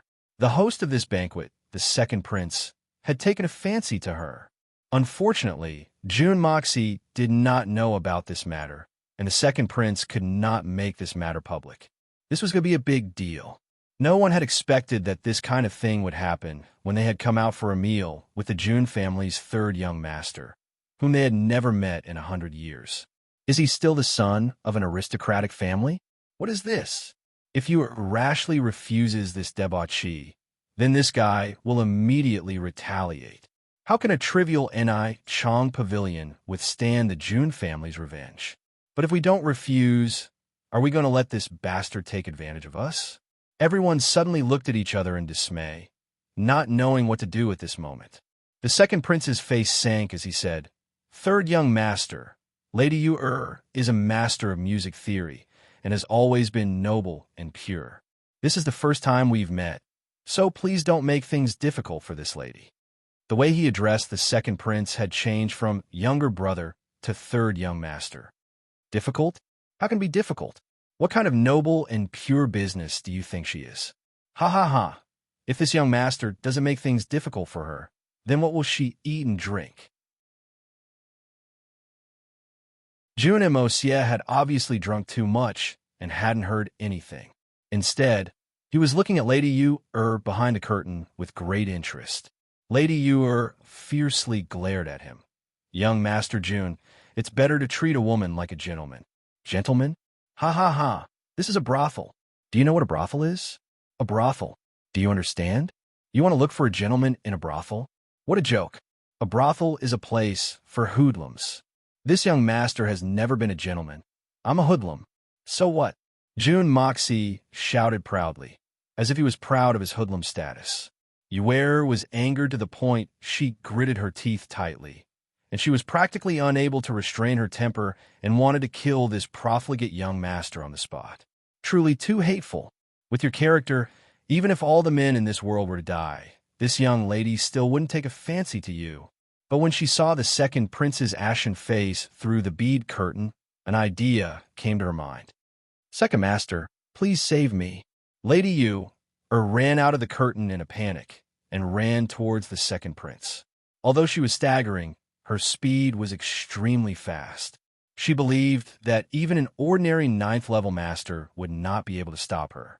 But she didn't expect that June Mosia's speed would suddenly increase as well. In a flash, he opened his arms wide and pulled the delicate body into his embrace. Laughing loudly, he said, "Beauties always say one thing but mean another. You say you don't want it, but you still take the initiative to throw yourself into my arms." Lady Yu didn't expect that the rumored June Moxie, whose Xianqi had been crippled, would be able to catch her. Her previous flash seemed ordinary, but in fact, she had used a very high level of agility. But June Moxie seemed to have a bright mind, and in the moment of her flash, he was already standing in front of her, and the two almost bumped into each other. In the eyes of an outsider, it was as if she had thrown herself into his arms. Was it a coincidence? But isn't it too much of a coincidence? Lady Yu was so ashamed and angry that she almost fainted. Everyone looked at each other in disbelief. In public, and in front of a prince, what kind of behavior was this? "June Moxie, let go of Lady Yu." Chung Chao roared and rushed forward. Lady Yu took the opportunity to struggle free from June Moxie's embrace. Her beautiful eyes were filled with tears of shame and anger, and she didn't even think about it as she waved her palm towards June Moxie's face. In Lady Yu's mind, with her martial arts cultivation and the fact that June Moxie didn't have any Xianqi in his body, there was no way that she wouldn't be able to hit him. Pa! A crisp sound of slap resounded, and everyone was stunned. Lady Yu's slap had not only failed to land on June Mosia, but had instead landed a solid slap on her face. Suddenly, a red handprint could be seen on her snow-white face, swelling up at a speed visible to the naked eye, and her hair was also disheveled. For a moment, she didn't know how to react and fell to the ground in a daze. "Smelly whore, you only know how to be obedient. You have no professional ethics. You dare to hit me? You've really gone against the heavens." June Moxie angrily cursed as he rushed forward in a threatening manner. He lifted his foot to kick again, but was stopped by a man who stood in front of him. It was Chung Chao. "Third young Master June, why are you so angry with a mere brothel girl? Chengde Chao's face had become somewhat distorted, and it seemed that Jun Moxie was becoming more and more unpleasant to the eye. Although he was trying to dissuade Jun Moxie, his heart was itching to strangle him. Get lost. I'm going to beat this little whore to death today. She dares to pretend to be virtuous in front of me? She must be blind. Jun Moxie's anger soared to the heavens as he shouted, Jun Moxie, you must understand. Today is the second prince's banquet, and His Royal Highness is sitting nearby. Don't tell me that you don't want to give His Royal Highness face. Chapter 133. Don't be presumptuous. Miss Yue is. Chengde Chao suddenly felt a chill run down his spine, and he immediately shut his mouth. What is she? Jun Moxie laughed presumptuously as the corners of his mouth twitched. She's selling her skills in a brothel, but not her body? Who is she trying to fool? I'm going to play with her today. She's pretending to be a virgin in front of me, even though she's in a brothel. The reputation of a noble family has been ruined by people like you. Chengde Chao said in a tone of infinite contempt. Jun Mo Xie, I loathe and despise you to the extreme. Chengde Chao suddenly felt a sense of pride at this moment. In the past, people had always said that he was a disgrace to the aristocratic family. But today, compared to Jun Moxie, he felt as if he was shining brightly. Chengde, Fu *K. Who do you think you are? Do you think you're qualified to talk about me? Do you believe that I won't make your Cheng family disappear in an instant if you speak another word? Jun Mo Xie was extremely savage. He raised his neck and squinted his eyes. Go back to your mother's house and drink milk. Chengde Chao's hands trembled as he pointed at Jun Moxie. His eyes turned red as he pressed his hand on the hilt of his sword. Clang! The sword was unsheathed by 3 inches, and a cold light radiated in all directions. Jun Moxie, the second prince, stood up with a sullen face. You're drunk. You'd better go back to your residence. I haven't drunk much wine, so how can I be drunk? Jun Moxie snorted as he stiffened his neck. He didn't buy it. I'm waiting for this sissy to pull out his sword and cut me in half. I said you're drunk, so you're drunk, the second prince said in a stern voice. He finally couldn't hold back any longer. Fong Bo went hastily stepped forward and gently pressed the second prince's hand.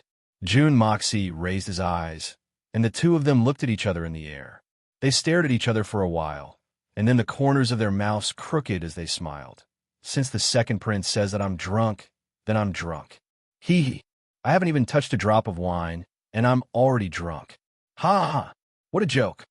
Laughing out loud, he picked up a wine cup and smashed it beside Lady Yue. The crisp sound caused everyone to look over, and their eyebrows twitched. Jun Moxie pointed a finger at Lady Yue and said fiercely, Little slut, with His Second Highness here today, I will let you go for the time being. However, I will come and settle the score with you at any time. Then he turned his head and smiled evilly as he approached Chengde Chao. Then he slowly extended his hand and patted Chengde Chao's face with 2 crisp and clear sounds. Jun Mo Xie smiled and said, Do you want to kill me? You really want to, don't you? Ha ha. Chengde Chao, you can't kill someone if you draw your sword halfway. You be more obedient in the future, understand? He turned his head and put on a fake smile. Then he waved his hand as if he was waving away a speck of dust in front of his eyes. Then he turned around and swaggered away. The prince had invited him to a banquet, and he had made a scene there. He had taken advantage of others, and then he had beaten them. Then the prince had come forward to plead for leniency, and he had threatened to retaliate. He had beaten the prince and had cursed Chengde Chao. His words had been rude and vulgar. Jun Moxie could be said to be extremely arrogant today, and he had truly lived up to his reputation as Tianxiang's #1 debauchee. Jun Moxie went downstairs and entered the palanquin. Surprisingly, there were 2 other black-clothed men hidden inside the palanquin. Jun Moxie spoke in a low and urgent tone. After I leave, you must pay close attention to the movements of the Ni Chong Pavilion. After the second prince and the others leave, one of you will be responsible for monitoring the communication birds in the sky, and the other will pay attention to the people coming in and out of the pavilion. You must not slack off." The two men nodded in unison. The palanquin shook, and the young Master June returned home. Although he hadn't gained much from this trip, it could be said that he had made a splendid achievement. On the one hand, he had made the second prince suffer a loss, and, on the other hand, he had humiliated Lady Yu. This trip had definitely not been in vain. June Moxie knew that although Lady Yu was residing in the Ni Chong Pavilion, she wasn't a prostitute.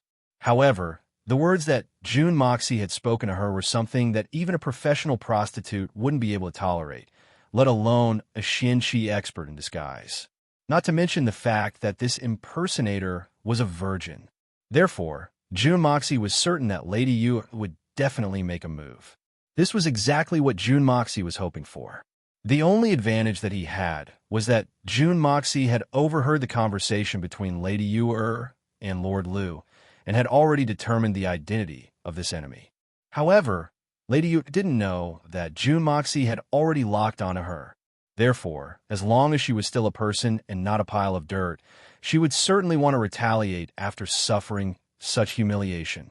The third advantage was that the humiliation of Lady Yu had already sowed the seeds of division between the second prince and Lady Yu. The second prince was indecisive and lacked a majestic aura, which was why Lady Yu was so disappointed in him. If a man couldn't even protect the woman he wanted to pursue, then what kind of man could he be? Especially since this man clearly had the power to protect her, but didn't do anything. This was even more disappointing. If June Moxie had been in the second prince's shoes, he would have surely shouted, "This is my woman." First, we have to settle the matter. However, the second prince didn't dare to do so. At least he didn't dare to shout it out loud. This was why June Moxie looked down on him. Wealth, glory, and the status of a prince, were they really that important? In fact, this was also the blind spot of the hitman June. Not every man would fly into a rage for a woman, and not everyone would be indifferent to wealth, glory, and splendor. In fact, most people in this world wouldn't be able to escape, especially a prince who had the potential to become a prince. As for his actions today, although it was a bit excessive for a woman like Lady Yu, but June Moxie didn't feel the least bit apologetic in his heart. When dealing with an enemy, one naturally has to resort to extreme measures. Since you plan to destroy my family, and even scheme to deal with me, then shouldn't I have scolded you? This young master's conscience is clear. Ga. Lady Yu watched as June Moxie's palanquin gradually disappeared into the distance, and her tender body couldn't help but tremble. Her eyes were bloodshot, and her eyes were filled with a murderous look. The second prince walked up to her, but before he could say anything, she snorted heavily, turned around, and walked away. The second prince stood there in a daze, his hand still in the same position as before, and the expression on his face fluctuated. Who would have thought that the purpose of this banquet was to recruit June Moxie? But June Moxie would actually be so arrogant. He didn't even give face to a dignified prince. June Moxie swaggered off and completely betrayed the second prince's good intentions. Moreover, he didn't even try to hide it. It was equivalent to breaking off relations with the second prince. This was tantamount to giving the second prince a resounding slap in the face. Ever since the second prince was born, this was the first time he'd been humiliated in such a way. His hatred for June Moxie had reached its peak.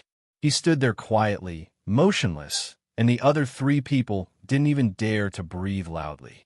After a long time, the sky turned dark, and the second prince finally flicked his sleeves and said in a low voice, "Let's go." Chung De Chao came forward and said, "Your Highness, this June Moxie was so rude today. Should I send 2 men to teach him a lesson? I'll help your Highness vent his anger, even if it means taking his life. Are you a pig?" The second prince suddenly turned his head. His eyes were bloodshot. He knows that I can't touch him. That's why he dared to be so domineering today. But it's also a fact that I don't dare to touch him. Otherwise, how would June Moxie have the guts to contradict me? Break off relations today and teach him a lesson tomorrow? Assassinate him? Is your brain filled with tofu dregs? Don't talk about whether or not you have the ability to touch him. Even if Jun Moxie were to fall on the road, we would be the biggest suspects. Jun Tian had washed the capital with blood a few days ago, and he had clearly expressed his attitude. Don't tell me that you'll only be happy if that old man washes my palace with blood? Are you thinking that I'm not annoying enough? His attempt at flattery had backfired, and he was kicked away. Chung Chao awkwardly coughed twice, and then retracted his head and didn't say another word. However, he was secretly cursing in his heart. You're a dignified prince, and yet you're being scolded by your own minister's grandson like a turtle's grandson. But you don't even dare to vent your anger on him. Instead, you vent your anger on me? This must be Jun Tian's intention, Fong Bo slowly said as he stroked his beard. Jun Moxie's actions today were clearly deliberate. In other words, he had already prepared to break off relations with your highness before he came here. Why do you say that? The second prince asked as he pondered over it. The Jun family has always been unwilling to participate in the nation's politics. They've always been immersed in the military, and they've always kept a distance from the three princes. They've always stood on the sidelines, and it's clear that they won't participate in these muddy waters. This is a good strategy to protect their lives. However, Jun Tian had gathered his troops in the capital a few days ago and massacred the minister's residences. This shows that the Jun family is extremely powerful, and it doesn't matter which of the three princes obtains this power. They'll be able to defeat the other two princes and take over the nation. Since we can see this, the other two princes must have seen it as well. Therefore, I'm afraid that all three princes have the same idea. However, Jun Tian isn't willing to bet on any one of them, and he has no intention of participating. Even if he reveals the Jun family strength, he would rather provoke his majesty than participate. Under these circumstances, there's only one way to maintain his strength and get out of these muddy waters. The second prince gradually understood. Break off relations with me? No, it should be to break off relations with all three princes. After revealing such a strong strength, this is the only way to reassure his majesty. At least, before Jun Tian passes away, the Jun family will not fall. In other words, of the three princes who invited Jun Moxie to the banquet today, no matter which one Jun Moxie went to, they all fell out with each other. Your Highness, you're just a little more unlucky than the other two princes. Coincidentally, Jun Moxie chose to come to our side. Kill the chicken to warn the monkeys. The second prince suddenly understood. He couldn't help but grit his teeth. Jun Moxie, that son of a bitch, he actually treated this prince like a chicken. Chapter 134. But this way, the other two princes will have some misgivings and won't dare to invite the Jun family again. This way, the Jun family will be able to enjoy a period of peace. In my opinion, this plan was Jun Tian's idea. However, there is still a very troublesome problem that makes me feel helpless. Fong Bo frowned and sighed. Please enlighten me. The second prince seemed to have guessed what he was going to say, and his face became even more gloomy. Your Highness also mentioned this matter earlier. Fong Bo sighed. In this way, everyone will know that Jun Moxie and your Highness have a falling out. Moreover, he was arrogant and despotic in front of everyone, not giving your Highness any face. If Jun Moxie is harmed during this period of time, or if someone, then the biggest suspect will undoubtedly be your Highness.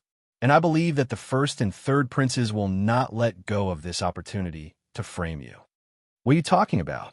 The second prince suddenly became angry. Do I still have to send people to protect him after being humiliated by him? That depends on your Highness's choice. If your Highness is not afraid of Jun Tian, then you don't have to worry about him. Fong Bo said slowly. The second prince was speechless. Not afraid? That was a lie. Just a few days ago, over 1,000 heads fell to the ground at the same time. Jun Tian's anger had caused him to clear almost a third of the imperial court. If he was forced into a corner, it would not be impossible for him to wreak havoc in the royal palace. Bastard! Bastard! The second prince raised his leg and kicked the pebble in front of him far away, as if that pebble was June mo. So much trouble because of a simple meal. The second prince was indignant. Some people really can't be provoked. This June Moxie is the legendary Jinx. Just like me, not only did I lose face, I didn't get anything. And because of June mo. I even offended Lady Ewer. All this is really, why bother? On the roof of the Ni Chong Pavilion, a delicate figure watched the second prince and his entourage leave. Her pretty face was as cold as ice. In that kind of situation, you actually still had misgivings and didn't step forward bravely. After I was humiliated by June mo. You only said a few words in a calm and indifferent manner. You're obviously afraid that I'll affect your reputation. Since that's the case, why did you provoke me in the first place? How could I, Chulina, be a woman in the dark for my entire life? A cold light flashed in Lady Yuer's eyes as she gritted her teeth. Since you're afraid of June Jean Tion's military forces, then do you think I'll force you to act? June Moxie, today, I will make sure that you die without a burial ground for such a great humiliation. As the night deepened, Lady Yuer loosened her grip and a messenger pigeon flew up into the sky. In the darkness of the distance, a black silhouette quietly flew out like a bolt of lightning. After a few feet, the silhouette suddenly jumped onto the roof with a schwa sound and cast a large black net over the roof. In fact, it almost blended in with the darkness of the night. The messenger pigeon that had just taken off fell into the net in the blink of an eye. The black-robed man stooped, quickly turned around, and disappeared into the darkness late at night. In the second prince's residence, a black messenger pigeon spread its wings and flew into the night sky, disappearing in the blink of an eye. In front of the window, Chung De Chao grinned and muttered, June Moxie, I don't care if you're a descendant of the June family, but since you dare to insult me today, you shouldn't exist in this world anymore. If I kill you today, everyone will think that it was the work of the three princes, who will suspect my Chung family. Moreover, the one who killed you isn't a member of my Chung family. As the saying goes, even a wise man will make a mistake. Moreover, June Dashao is only the king of assassins. He's not a wise man. June Moxie had overlooked one thing. He hadn't expected that the young master of the Chung family would be so narrow-minded. He had a foothold at the second prince's side and had an illustrious family background. How will everything develop in the future? June Moxie was sitting unsteadily in the palanquin. He was very depressed. He had always been accustomed to walking on his feet. So, sitting in such a high-class thing was simply torture for him. Sitting in a palanquin wasn't a good thing for a king of assassins like him. The palanquin trembled and fluctuated between high and low. It was really hard for these ancient people. Sitting in a palanquin was a symbol of status. It seemed that all the civil officials, regardless of whether they were loyal or corrupt, wouldn't be able to walk without a palanquin. What's so good about this broken thing? Damn, what if they had high blood pressure or heart disease? June Dashao felt that sitting in a palanquin was a shortcut to the king of hell. He endured for a while, hoping to arrive at the June family's residence. But the speed of the palanquin was really too slow. After swaying for a long time, they still hadn't arrived. June Dashao finally couldn't help but order the palanquin to stop. Suddenly, a white thing jumped into the palanquin with a whoosh sound. It was excitedly whining, and a soft little head burrowed into his arms. June Moxie was quick to react. He grabbed it by the neck and lifted it up in front of him. It was Dugu Xiaoyi's high-rank Xian beast, the cub of the iron-winged leopard. Looking at the small body in his hands, June Moxie felt it was incredible. It's so small. How can it be so fast? How fast will it be when it grows up? He had underestimated this little thing before. It was indeed a high-rank Xian beast. Junior Leopard was lifted up by June Mo Xie by the back of its neck, and its limbs were suddenly unable to move. It whimpered as it looked at June Mo Xie with a pair of beautiful big eyes. It couldn't understand why this human, who it had a very good impression of, was so rude to it every time. Seeing it, June Moxie instantly thought that Dugu Xiaoyi was probably not far away. Otherwise, how could this little guy smell his scent? June Xia extended his finger and pointed at Junior Leopard's soft little nose. Then he fiercely whispered, "Please, you don't need to follow me anymore. If you continue to follow me, then that fierce master of yours will cause trouble for me. Then her whole family will cause trouble for me. Do you understand? Please do as you please." Originally, he intended to scare Junior Leopard away. Somehow, it turned into a plea for mercy. Although the cub was a high-ranked Xian beast and understood human nature, it didn't seem to understand Jun Moxie's profound and meaningful words. It tilted its head and looked at Jun Dashao in confusion. With a twist of its waist, it struggled out of his hands and whined happily. Jun Dashao saw that there was a chance. Was the little thing willing to leave? Unexpectedly, the little thing burrowed into his arms with a schwa sound. It greedily breathed in and out. Its little head arched back and forth, resting comfortably on his chest. Its rosy little mouth opened and yawned. Its beautiful big eyes slowly narrowed. It was actually about to fall asleep, so it didn't want to leave. It just felt that my hands weren't as comfortable as my chest. Well, how could I say this? I'm a man. What's so comfortable about my chest? I'm so depressed. Little White, where did you go, Little White? Little White. A clear and melodious voice came from outside. It sounded very anxious, and there were some signs that it was about to cry. Dugu Xiaoyi had always treated this little thing as a treasure. Now that it suddenly disappeared, it was natural that her mind would be in a mess. Jun Moxie sighed. What was fate? Wasn't this the legendary fate? But it seemed that this was an ill-fated fate. Even if he couldn't meet a person, meeting a cub would be the same. A Langling's voice came from the front of the sedan chair. The person inside, please come out. The voice was indifferent, with a sense of loneliness and weariness. It turned out to be Yi Gahan. With his eyesight as an expert, Tian Xian could naturally see that Jun Moxie had suddenly jumped into Jun Moxie's sedan chair at an extremely high speed without any warning. Although there was no reason for the little thing to do so, there was no doubt that it had entered the sedan chair. After a long while, Jun Moxie's lazy and helpless voice came out. I say, there are millions of people in Tianxiang City. Why do I always meet you guys every time I come out? Is it really fate that brings us together? Or is it that enemies are bound to meet on a narrow road? As soon as he spoke, the two people outside shouted at the same time, Jun Moxie. Although the two people spoke at the same time, the emotions they wanted to express were as different as heaven and earth. Yi Gohan's voice was filled with extreme disdain and anger. As for Dugu Xiaoyi's voice, it was filled with joy. It turned out that Dugu Xiaoyi had excitedly followed Princess Raimu to the imperial palace. But after a few days, she didn't see anyone from her family coming to pick her up. It must be known that Xiaoyi was the Dugu family's most favored young lady. Seeing that there was no movement from her family for a few days, she was naturally surprised. So, she bid farewell to Princess Raimu and requested to return home. Raimu naturally tried to persuade her to stay. Although Xiaoyi was innocent, she was also exceptionally intelligent. She naturally sensed that something was wrong. After asking around, she found out that her own family had caused a ruckus at the Jun family because of her. Suddenly, her temper flared up. Regardless of the fact that it was already late at night, she clamored to leave the palace and return home.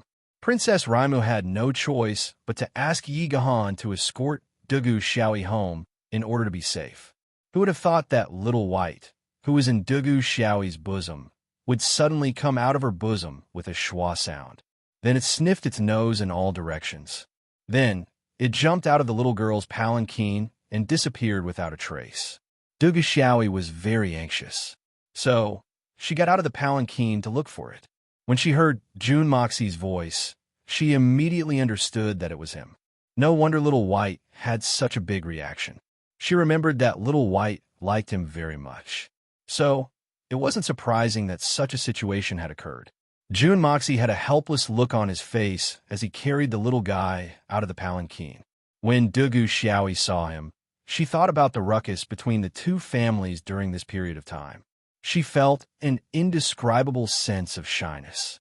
She saw Little White lying comfortably in Jun Dashao's bosom. Unexpectedly, It didn't open its eyes to look at its owner. It was as if June Daxiao's bosom was the most comfortable place in the world. Naturally, she couldn't help but feel a little jealous. But when she saw June Moxie's tired appearance, she felt an inexplicable pain in her heart. For a moment, all kinds of subtle feelings welled up in her heart. She didn't know what to say. For Dugu Xiaoi, who dared to say and do what she wanted, this was a very rare thing. Chapter 135. It's fate that brings us together. Miss Dugu, we meet again. June Moxie chuckled and said casually. His tone and expression were the same as when they first met at the Thousand Gold Hall. However, young Master June had never expected that these words of his would carry a complicated meaning to Dugu Xiaoyi's ears, even though they weren't much different from the words he had said back then. Fate. He said that we're fated to meet. Sigh, so what if we're fated? What's the use of running into each other every day? Aren't the two great families still against it? Dugu Xiaoyi's joy when she heard June Moxie's voice turned into faint bitterness. Just like today, if it weren't for Little White, I wouldn't have been able to see you again. Are we not fated to meet again? Dugu Xiaoyi wasn't an old monster who had lived 2 lives. She was only 16 years old, the same age as Mo Xie. She was just a young and innocent girl in the prime of her life. She wasn't able to understand such subtle things as love at her age. However, she had often heard that June Mo Xie was a debauchee and had committed many evil deeds. So, she had always felt disgusted with him. So, she would punish him whenever she encountered him. That was all. But ever since she met June Moxie outside the Thousand Gold Hall, she felt that although this good-for-nothing was glib, the way he handled things was very organized, and he had a sense of propriety. It was as if he was a completely different person from the June Moxie she'd met before. That encounter had greatly aroused Dugu Xiaoyi's curiosity. Moreover, June Moxie had pretended to be a pig to eat a tiger, and Dugu Xiaoyi had been very satisfied with his methods. Later, when she met June Moxie again in the Book of Heavenly Weapons and saw June Moxie acting like a pig to eat a tiger, she couldn't help but feel disgusted. But later, she realized that she had misunderstood him again.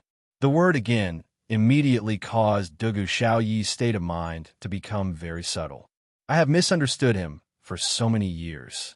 I have bullied him for so many years, but he has never defended himself. Moreover, he would always go along with me and let me bully him. If his ability was really low, then it would make sense. But he is obviously very smart. I did not expect to misunderstand him again. Dugu Xiaoyi's heart was filled with mixed feelings as she thought about this.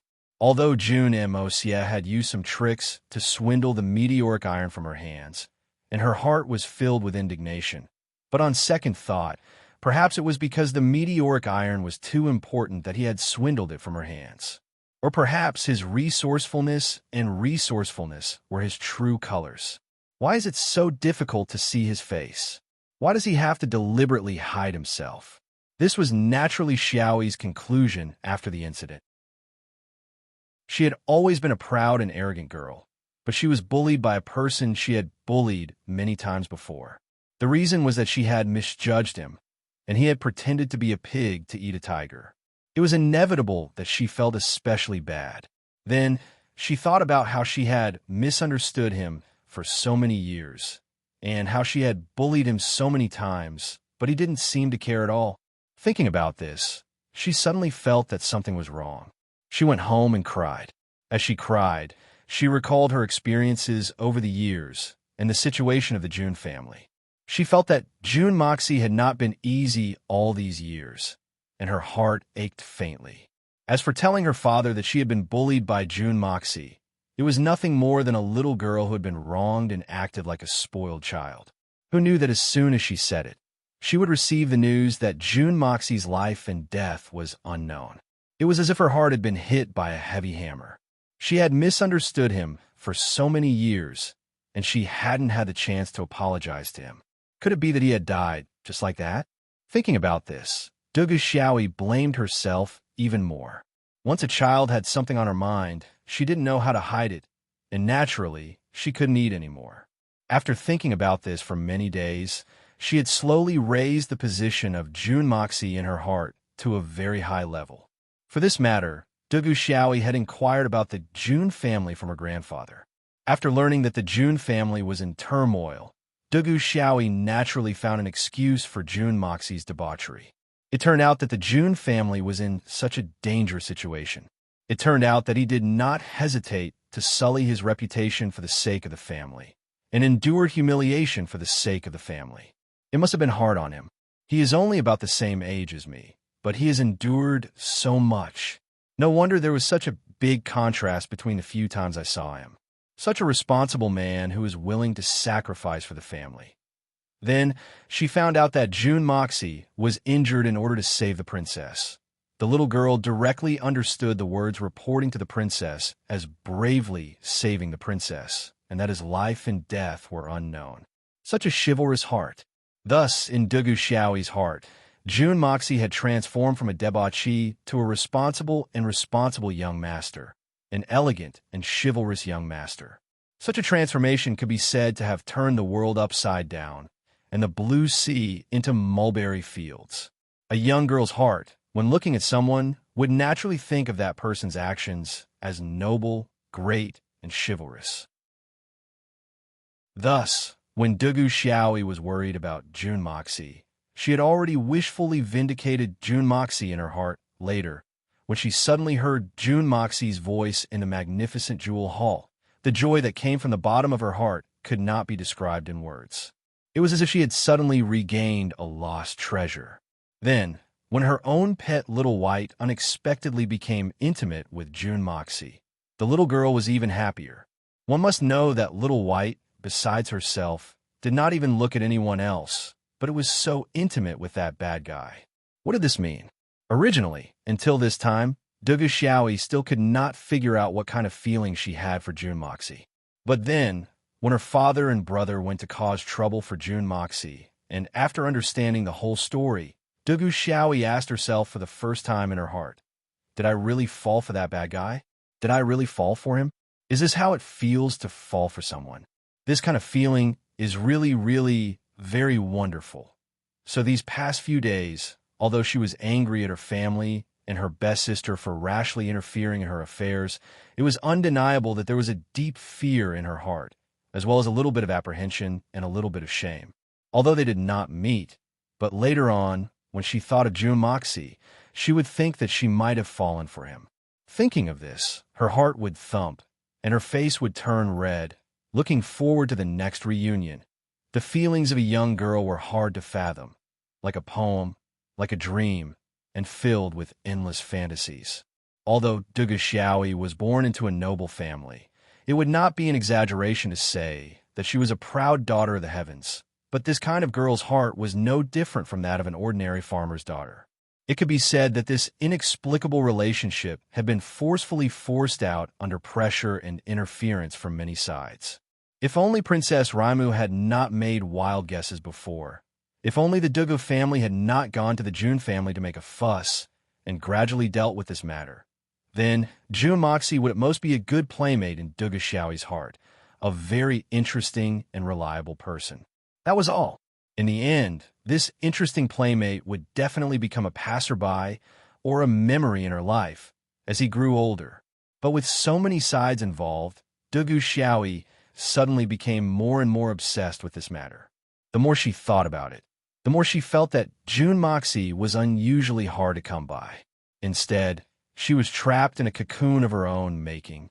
At this moment, when she heard Jun Moxie's voice, Dugu Xiaoyi's heart immediately throbbed, as if she had done something shameful.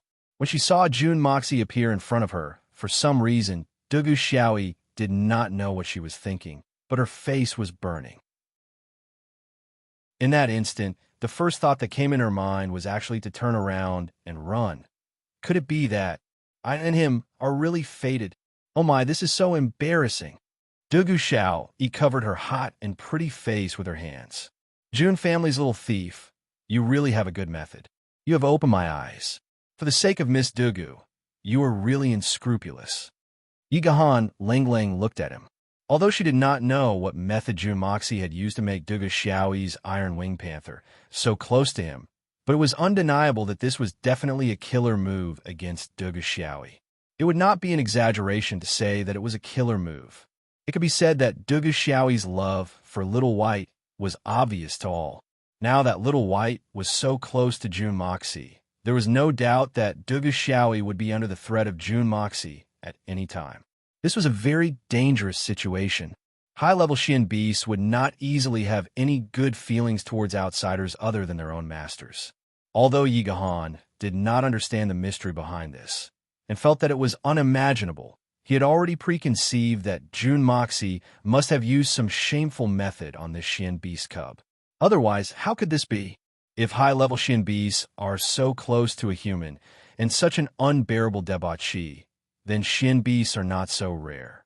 What? Good method? What good method? Jun Moxie was somewhat depressed.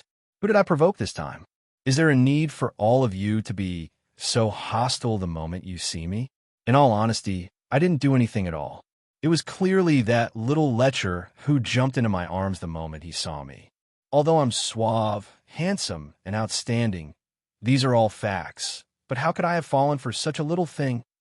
This young master is the real, honest victim. Okay? Jun family thief, why haven't you returned the Xian beast cub to Miss Dugu? Yi Gahan was very glad that he was the one who escorted Dugu Xiaoyi. Otherwise, Dugu Xiaoyi would not have been able to escape Jun Moxie's trap tonight without his escort. If something unspeakable happened between the two of them, then this matter would be very serious. No, this little thief's plot must be stopped. I say, Yi Gahan, aren't you being too nosy? Just protect your princess. Why are you poking your nose into other people's business? Who do you think you are? Why do you have to stick your nose into the matter between me and the little girl? Jun Moxie had come down to return the little Xian beast, but Yi Gahan's words had suddenly made him feel sick of it. The following words were free. Well, let me say a few words here. Regarding this chapter of Dugu Xiaoyi's problem, he didn't intend to explain it. But recently, many people have been asking this question in the book review section. Why did Dugu Xiaoyi take a fancy to Jun Moxie? Why? This question has been asked since before the book was published. Moreover, many of the brothers were really puzzled and felt that it was a bit abrupt. There were also some people who, or perhaps it could be said that they added fuel to the fire. Slowly, this problem actually developed into a sharp weapon to attack the evil monarch. Well, it seems that I have no choice but to be long-winded. Then let's be long-winded. That's why there is this chapter, 9 Turns of a Girl's Heart. Brothers and sisters, please don't blame me. Since I've started, let's talk about another question. Many people say that this book is the same as the previous one. I'm very puzzled. Which plot in this book is exactly the same as the previous one?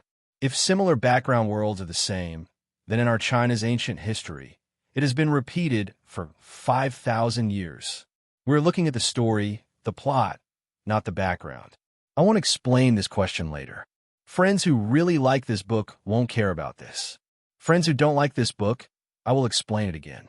Up until now, I have stood shoulder to shoulder with my brothers, creating the glory of the evil monarch. Everyone knows how I do things. I go to the book review and comments section every day. Moreover, I will reply to some valuable comments. When I see a familiar ID, I will feel very cordial and will welcome it. Here, I would like to thank those friends who gave me comments on this book. As long as it is a book review, it must be a book review. It is these friends who helped me perfect the evil monarch step by step. So, thank you again. However, there are some people who read this book and even read it with great interest. They can even pick out the typos in the book and read it very carefully. Yet they keep shouting, I really can't bear to read it anymore. Whoever reads, it is an idiot. Every time I see this kind of attack, I always laugh so hard that I'm about to die. Really, you guys make me so happy. It turns out that people can be so stupid. There were also some aimless attacks, some even attacking without looking at the book. I can only thank you again because you have once again provided me with a chance to be narcissistic. The tallest tree in the forest will be destroyed by the wind. So I am proud. Thank you for providing me with spiritual satisfaction and a sense of achievement. And these are things that I originally couldn't enjoy. Chapter 136. The hitman June had a bit of a donkey's temper. If you flatter him, then you can say whatever you want. But if you insist on being tough, then the hitman June won't let you get away with it. You can be unreasonable, but I'll be even more unreasonable. Perhaps this was the biggest weakness in his character. She pointed at Yi Guhan's nose and lectured him. Then, she ignored Yi Guhan's angry face and turned to look at Dugu Xiao Yi. With a helpless expression, she said, "I say, Miss Dugu, isn't your little white too easy to trick?" "No, I didn't provoke him at all, and he just rushed towards me. Last time, even if I'm handsome and lovable, do the Xian beasts like you even know what a handsome man is?" Chuyang thought to himself, "This young master wants to catch him and stew him in a pot, but he's so small and doesn't have much meat." Little White was comfortably lying in June Mo's arms. His throat was emitting a soft hoo-hoo-hoo sound. This was the sound he would make when he was at his happiest. He opened his warm and satisfied eyes to look at June Mo's body. Then, he closed his eyes again and continued to revel in the feeling. He didn't know that his closest and kindest friend was planning to stew him in a pot. Dugu Xiaoyi was in a state of infinite bashfulness. She had just heard June Moxie call her little girl in a very intimate manner, and had even said, "This is between me and this little girl. What is going on between me and him?" The little girl suddenly became bashful again. He even talked about Little White with me. Her heart was beating very fast, but after a while, she finally realized that this guy actually wanted to stew her Little White. "What did you just say?" She glared angrily at June Mosia. Her small hands clenched into fists, and she looked fiercely at June Mosia. She suddenly felt that this guy was asking for a beating. "Ah, eldest young lady, please don't hit me again. Your father and your 7 brothers have destroyed the entire June family. Not even a single roof tile can cover their heads. They've already beaten me to a crisp on the outside and tender on the inside. I don't look like a human anymore." June Mo Xie cupped his hands in obeisance and leaned against the palanquin as if he didn't have a single bone in his body. His face was mournful, and it seemed as if he had been ravaged by the Dugu family's younger generation. He really was burnt to a crisp and didn't look like a human anymore. But it was Dugu Xiaoyi's 7 brothers. "Oh, I know it's not your fault. I'm sorry. I'll ask my father to help you repair your house, and I'll pay for any damages." Dugu Xiaoyi felt very embarrassed. After all, she was the reason why June Moxie had been harassed by her family. Poor little girl. She only knew that her family had caused trouble for June Moxie because of her. She had imagined that her father and her 7 brothers would have made things difficult for the June family and June Moxie. Even if it wasn't as exaggerated as June Moxie had made it out to be, it shouldn't be too far off. She didn't know that her 7 brothers were still bettered in by June Moxie.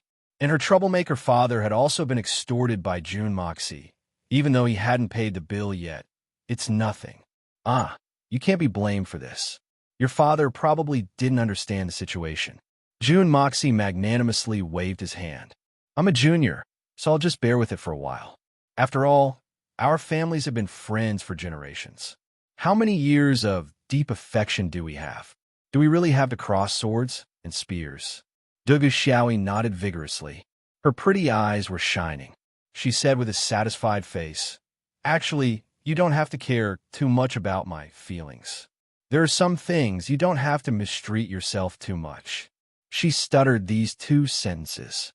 When she finished, her face had already turned as red as a burning cloud, almost to her neck. Poor little girl.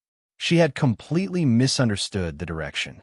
She instinctively thought that June Moxie was enduring the abuse of his father and brothers for her. When she thought of this, the little girl suddenly felt sweet as if she had eaten honey. She didn't know how she thought about it, but she automatically thought of this aspect. June Moxie was very kind and righteous. He said, "It's what I should do, what I should do." Dugu Xiaoyi became even more bashful. She unconsciously drew circles on the ground with the tip of her toes. She tilted her head, and her face was blushing. Her big eyes flickered as she secretly looked at June Moxie. Her heart was filled with infinite satisfaction. It was as if she was saying, "I'm very happy that you can do this. These two people were like a couple. Yi Gahan couldn't stand it anymore. He let out a long sigh. He couldn't imagine that there was someone in this world who could be so shameless. Jun Moxie, oh, you're too shameless, aren't you? Yi Gahan pointed at Jun Moxie. He really wanted to beat this guy to death. The 7 brothers of the Dugu family suffered a great loss in your hands. How can you say such things now? How is that possible? Dugu Xiaoyi cried out in shock. She looked at Jun Moxie in disbelief.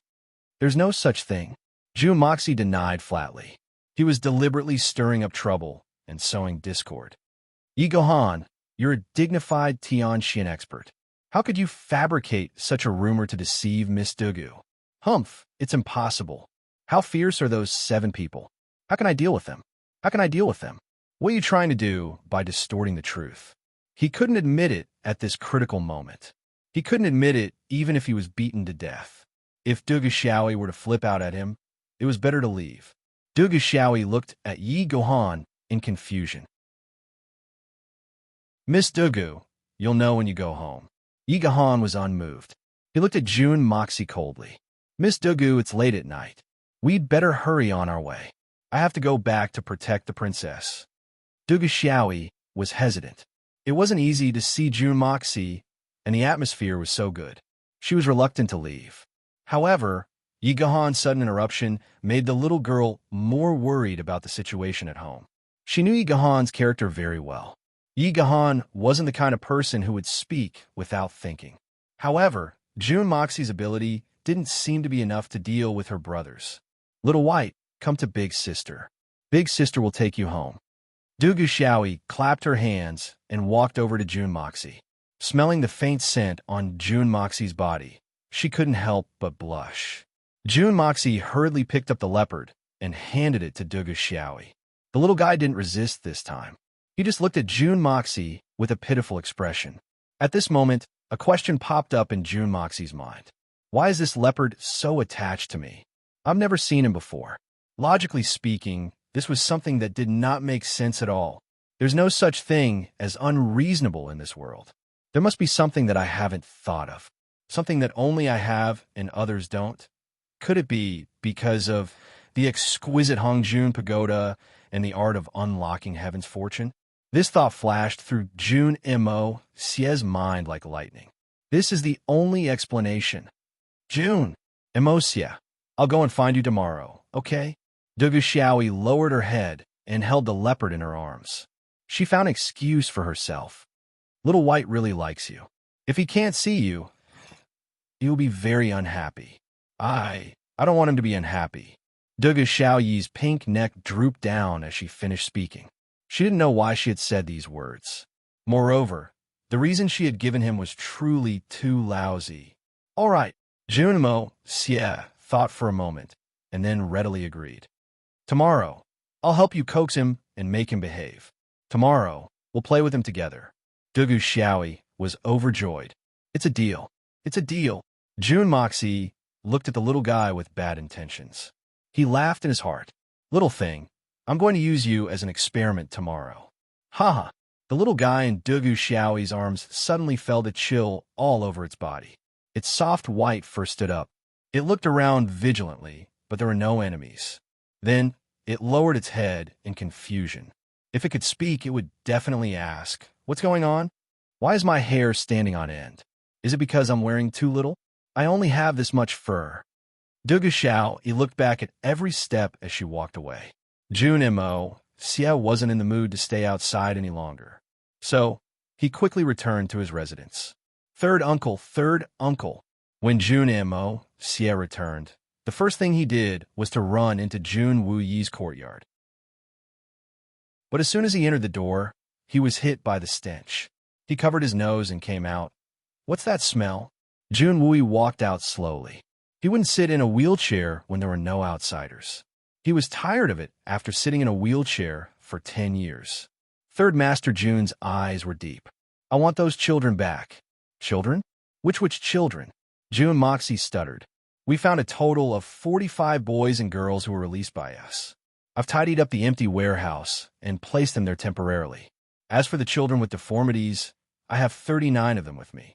I'm trying to use mystic chi to unblock their tendons and meridians to see if there's any hope of helping them recover. I hope they can live like ordinary people." Jun Moxie was shocked. Jun Wui's eyes were deep. "Emosia, you are very purposeful. Moreover, you are too utilitarian. However, you must remember that the cultivation of our family's power is our top priority. It's understandable for us to be strict or even cruel. But as long as they are from the Jun family, we have an obligation to be responsible for them. This includes food, clothing, housing, and the sick. In addition, we can't be kind, but we can't abandon them." Jun Wui put his hands behind his back. His eyes were filled with pain. He looked at the house behind him. "Just like these children, we can't ignore them." Jun Wui said this resolutely. There was no room for doubt. He thought of his 10 years of disability and looked at these children. He couldn't help but sympathize with them. Even if they can't do anything, as long as we can afford to support them, it doesn't matter. Chapter 137. To be honest, Jun Dashao had always been an assassin. Calmness, cold-bloodedness, and even cold-bloodedness were common to him. At most, he would only take care of those who were genuinely good to him. In his previous life, the only ones who could be included in this list were his master and a few close brothers. As for this life, it was limited to Grandpa Jun and Jun Wui. Even his nominal sister-in-law, Guanqing Han, was not included in the hitman's list of close friends. Jun Dashao may be compassionate towards those who were in distress, but when it came to taking care of them for the rest of their lives, he would politely decline. Of course, there's a limit to kindness. If one day we are unable to take care of ourselves, then I may be the first to abandon this group of people. But when we have the ability, we must do our best. There's no other reason. People don't need a reason to save people. Jun Wuyi's words weren't disguised in the slightest. However, Jun Moxie could feel his determination. A person may need a reason to harm others, but a person does not need a reason to save others. If you have the ability to do good deeds, but don't do it, then you are naturally cold-blooded. But if you don't have the ability to do good deeds, then you will only be consigned to eternal damnation. Jun Moxie certainly understood this truth, and he understood it even more than Jun Wui. "By the way, why are you in such a hurry to look for me?" Jun Wui turned his head and asked. "It's like this. I need a group of Xian beasts from low level to high level. It would be best if there are level 8 Xian beasts." Jun Moxie smiled. "Level 8? Have you woken up from your dream? What do you expect me to find one for you?" Jun Wui was both angry and amused as he looked at his nephew. "Don't even mention level 8. Even lower level Xian beasts may not be able to exchange for them. Level 4 or 5 Xian beasts may be in good condition, but level 5 or 6 Xian beasts may be lucky enough to be able to exchange for them, but their bodies will certainly be disabled. As for level 7 and above, don't even dream about it. Only low-level Xian beasts? That's not a problem. Those should be enough. Right, if there's a 5th or 6th gray dark beast, even if it's crippled, it doesn't matter as long as it's alive. Send it to me as well." Jun Moxie pondered for a moment before speaking readily. "I want it tomorrow morning." "Understood. I will arrange it immediately." Jun Wui did not hesitate and did not even ask Jun Moxie what these Xian beasts were for. After all, this was a huge expenditure. A 5th or 6th level Xian beast, even if it was a crippled one, would still cost a considerable sum. "Thank you, third uncle," said Jun Moxie seriously. "Well, you could go back first. I still have some work to do. The sooner we can save them, the more hope we have. At least, we can reduce their pain." Jun Wui's face showed a trace of fatigue. "I will accompany third uncle to take a look." Jun Moxie stepped inside. The 39 children in the room had obviously been washed more than once. Their beds and bedding were snow white. However, this couldn't conceal the pungent stench. It was obvious that some of the dirt had seeped into their skin, and some had even seeped into their bones. This wasn't something that could be washed off in a short period of time. These children were all skin and bones, and they were as thin as a match. These 39 children had one thing in common. Their hands and feet were deformed, and their tongues were cut off. In fact, more than 20 of them had been pierced in their ears, and they were truly deaf and mute. Jun Moxie sighed. His heart was filled with a monstrous rage towards the mastermind behind the Huang Hua Hall. Such conduct cannot be tolerated by the heavens. If I discover anything, I will repay them tenfold or 100-fold. These children had already eaten their meals, and their complexions looked much better. At least, they looked a little more rosy and full of vitality. The children knew that these two were their saviors when they saw them come in. Although they couldn't speak, their eyes were filled with gratitude. Children were like this. They would naturally feel grateful if you treated them well. Jun Moxie revealed a gentle smile for the first time in his 2 lives. He comforted these pitiful children and began to examine the children in detail from the one closest to him. His examination speed was obviously much faster than Jun Wui's. After a long time, Jun Moxie stood up with a heavy expression on his face. He winked at Jun Wui, and the 2 of them walked out together. A few of them can't be saved. Jun Moxie gritted his teeth. 3 of them have their bones rusted. Their lower body and waist bones have rotted. It's only a matter of time before they die. Even if we have elixirs, we can't do anything about it. Although they can still breathe now, they definitely won't be able to hold on for more than half a month. And it's going to be an extremely painful and torturous half a month. Jun Wui clenched his fists tightly. There are also quite a number of people whose bones and meridians in their hands and feet are completely necrotic. They can never recover. They can only live with deformities for the rest of their lives. Jun Moxie lowered his voice. Among these people, there are another 12 people.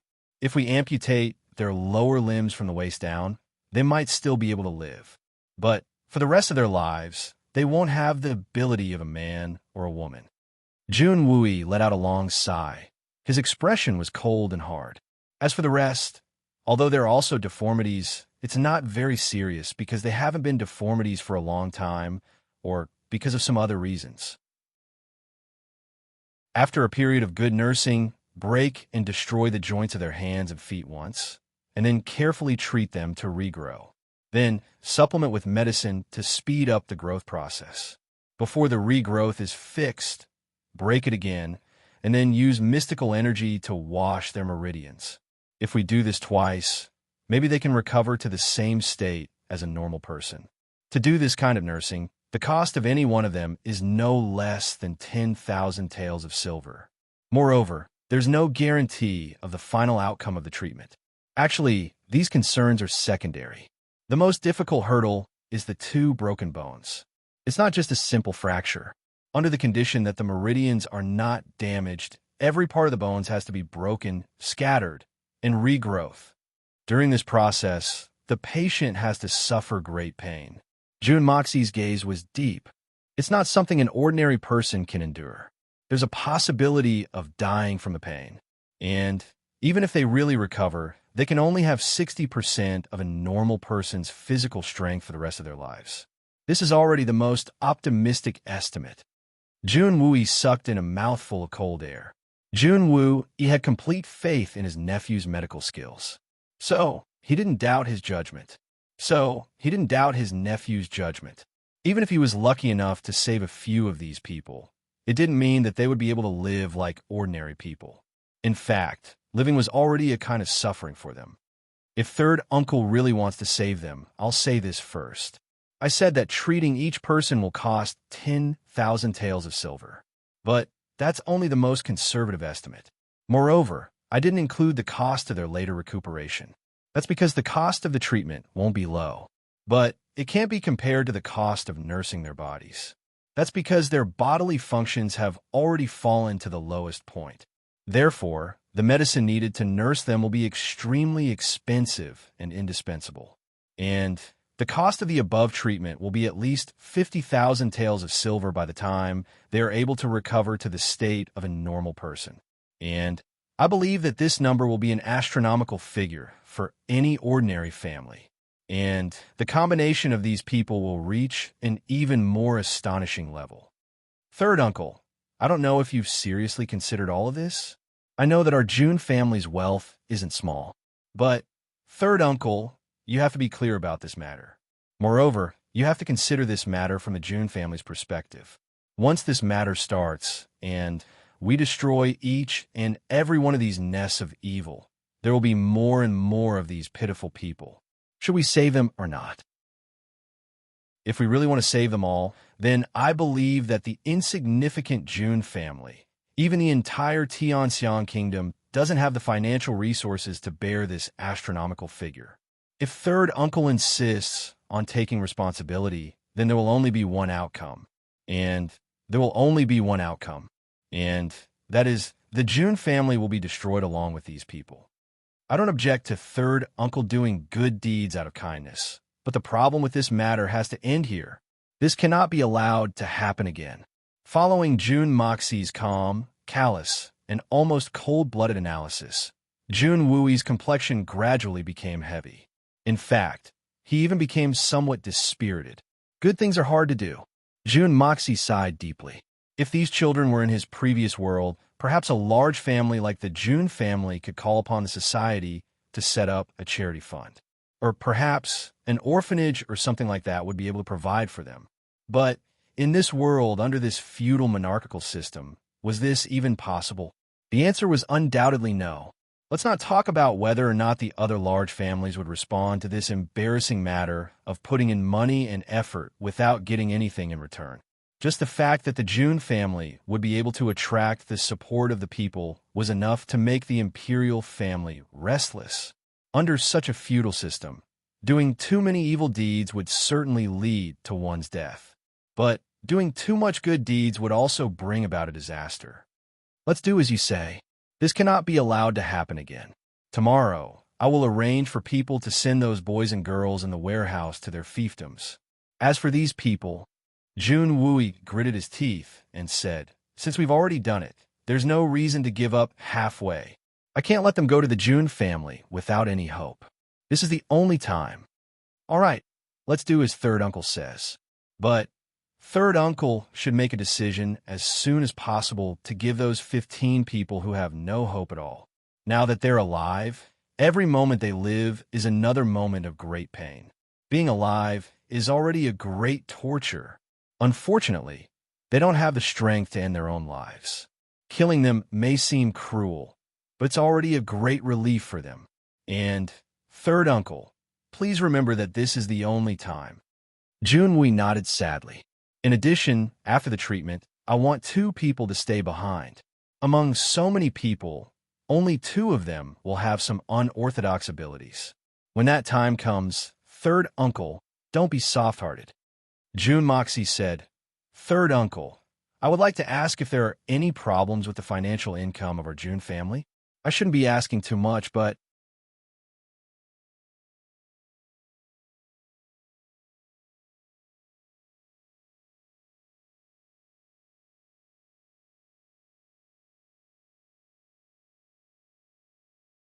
especially for a proud and beautiful woman who has Xianqi.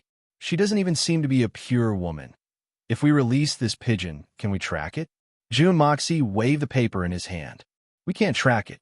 The black-clothed man looked embarrassed. This kind of pigeon is very good at flying long distances and is extremely tenacious.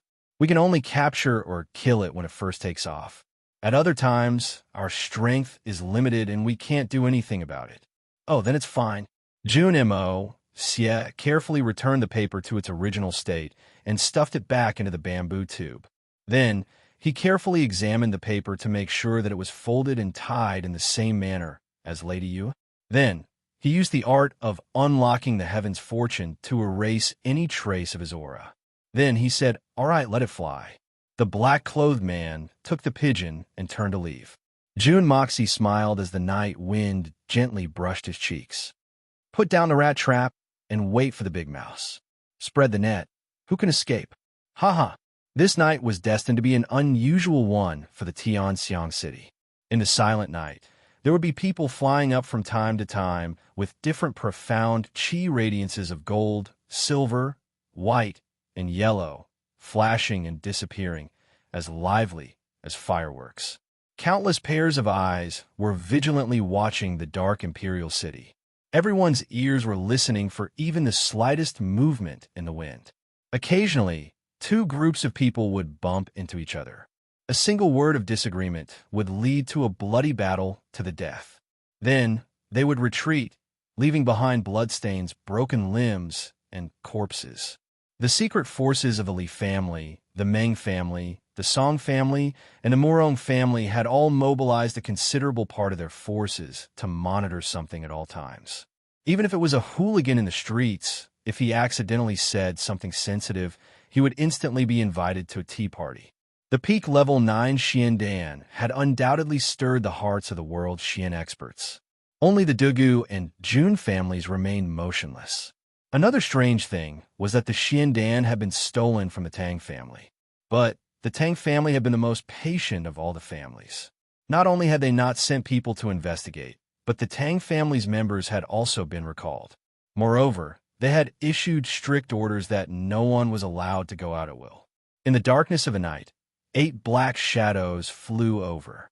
They faced the tall city walls as if they were walking on flat ground. They entered the city without a sound. Then, they stealthily entered the Li family's residence in the north of the Tianxiang city. The sound of wheels rolling could be heard. A group of people was quietly advancing towards the Tianxiang city at full speed. Among this group of people, there were actually quite a few luxurious carriages, and the horses pulling the carriages were incomparably handsome. They were much taller than ordinary horses, and there were actually 2 sharp horns on their foreheads. Their forelegs were faintly covered in scales. Obviously, these weren't ordinary horses. Instead, they were special Xian beasts. Every single carriage in this group of carriages was pulled by 4 of these dark beasts, and their speed was extremely swift. Even the steeds that galloped on the battlefield would probably be unable to keep up with them. But they were only making light noises.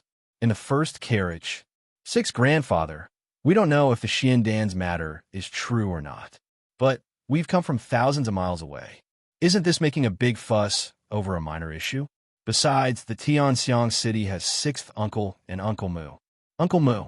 Moreover, the 9th elder is keeping watch. How could such a formidable force escape their grasp? The person who spoke didn't sound very old, and his voice carried the sharpness of a teenager. It was obvious that he was filled with impatience. Feng Wu, this matter is related to a peak level 9 Xiandan. So, we have to be careful.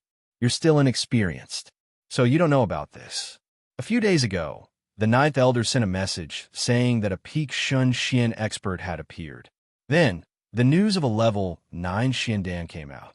This is enough to prove the authenticity of this matter. But I'm worried that we won't be able to obtain the Xiandan even if we all arrive. After all, it's a peak Shun Xian expert. So, there's no guarantee that we'll be able to obtain the Xiandan. An old voice sounded. Who in the world dares to oppose our silver blizzard city? What's more, the 3rd elder will be accompanying us this time. Along with you, 6th grandpa. Even if it's a peak spirit Xian expert, there's still the 9th elder who has already made arrangements there. Moreover, there's also the geographical advantage. I believe that we'll be able to obtain the Xian core. 6th grandpa is worrying too much. The young man's voice was full of lofty arrogance. It seemed as if being born in the Silver Blizzard City was already an extraordinary thing. Boy, don't blame me for calling you a frog at the bottom of a well. Do you know how many experts there are in this world? Our Silver Blizzard City may be strong enough to look down on the world, but we can't be careless. The old man sighed.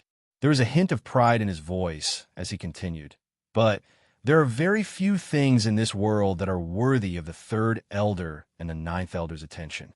I remember that the last time was 10 years ago. Time really makes one grow old. This saying is true. You're tuning in to the Warrior Lore YouTube channel. Don't forget to subscribe and join us on this journey to catch the most captivating stories.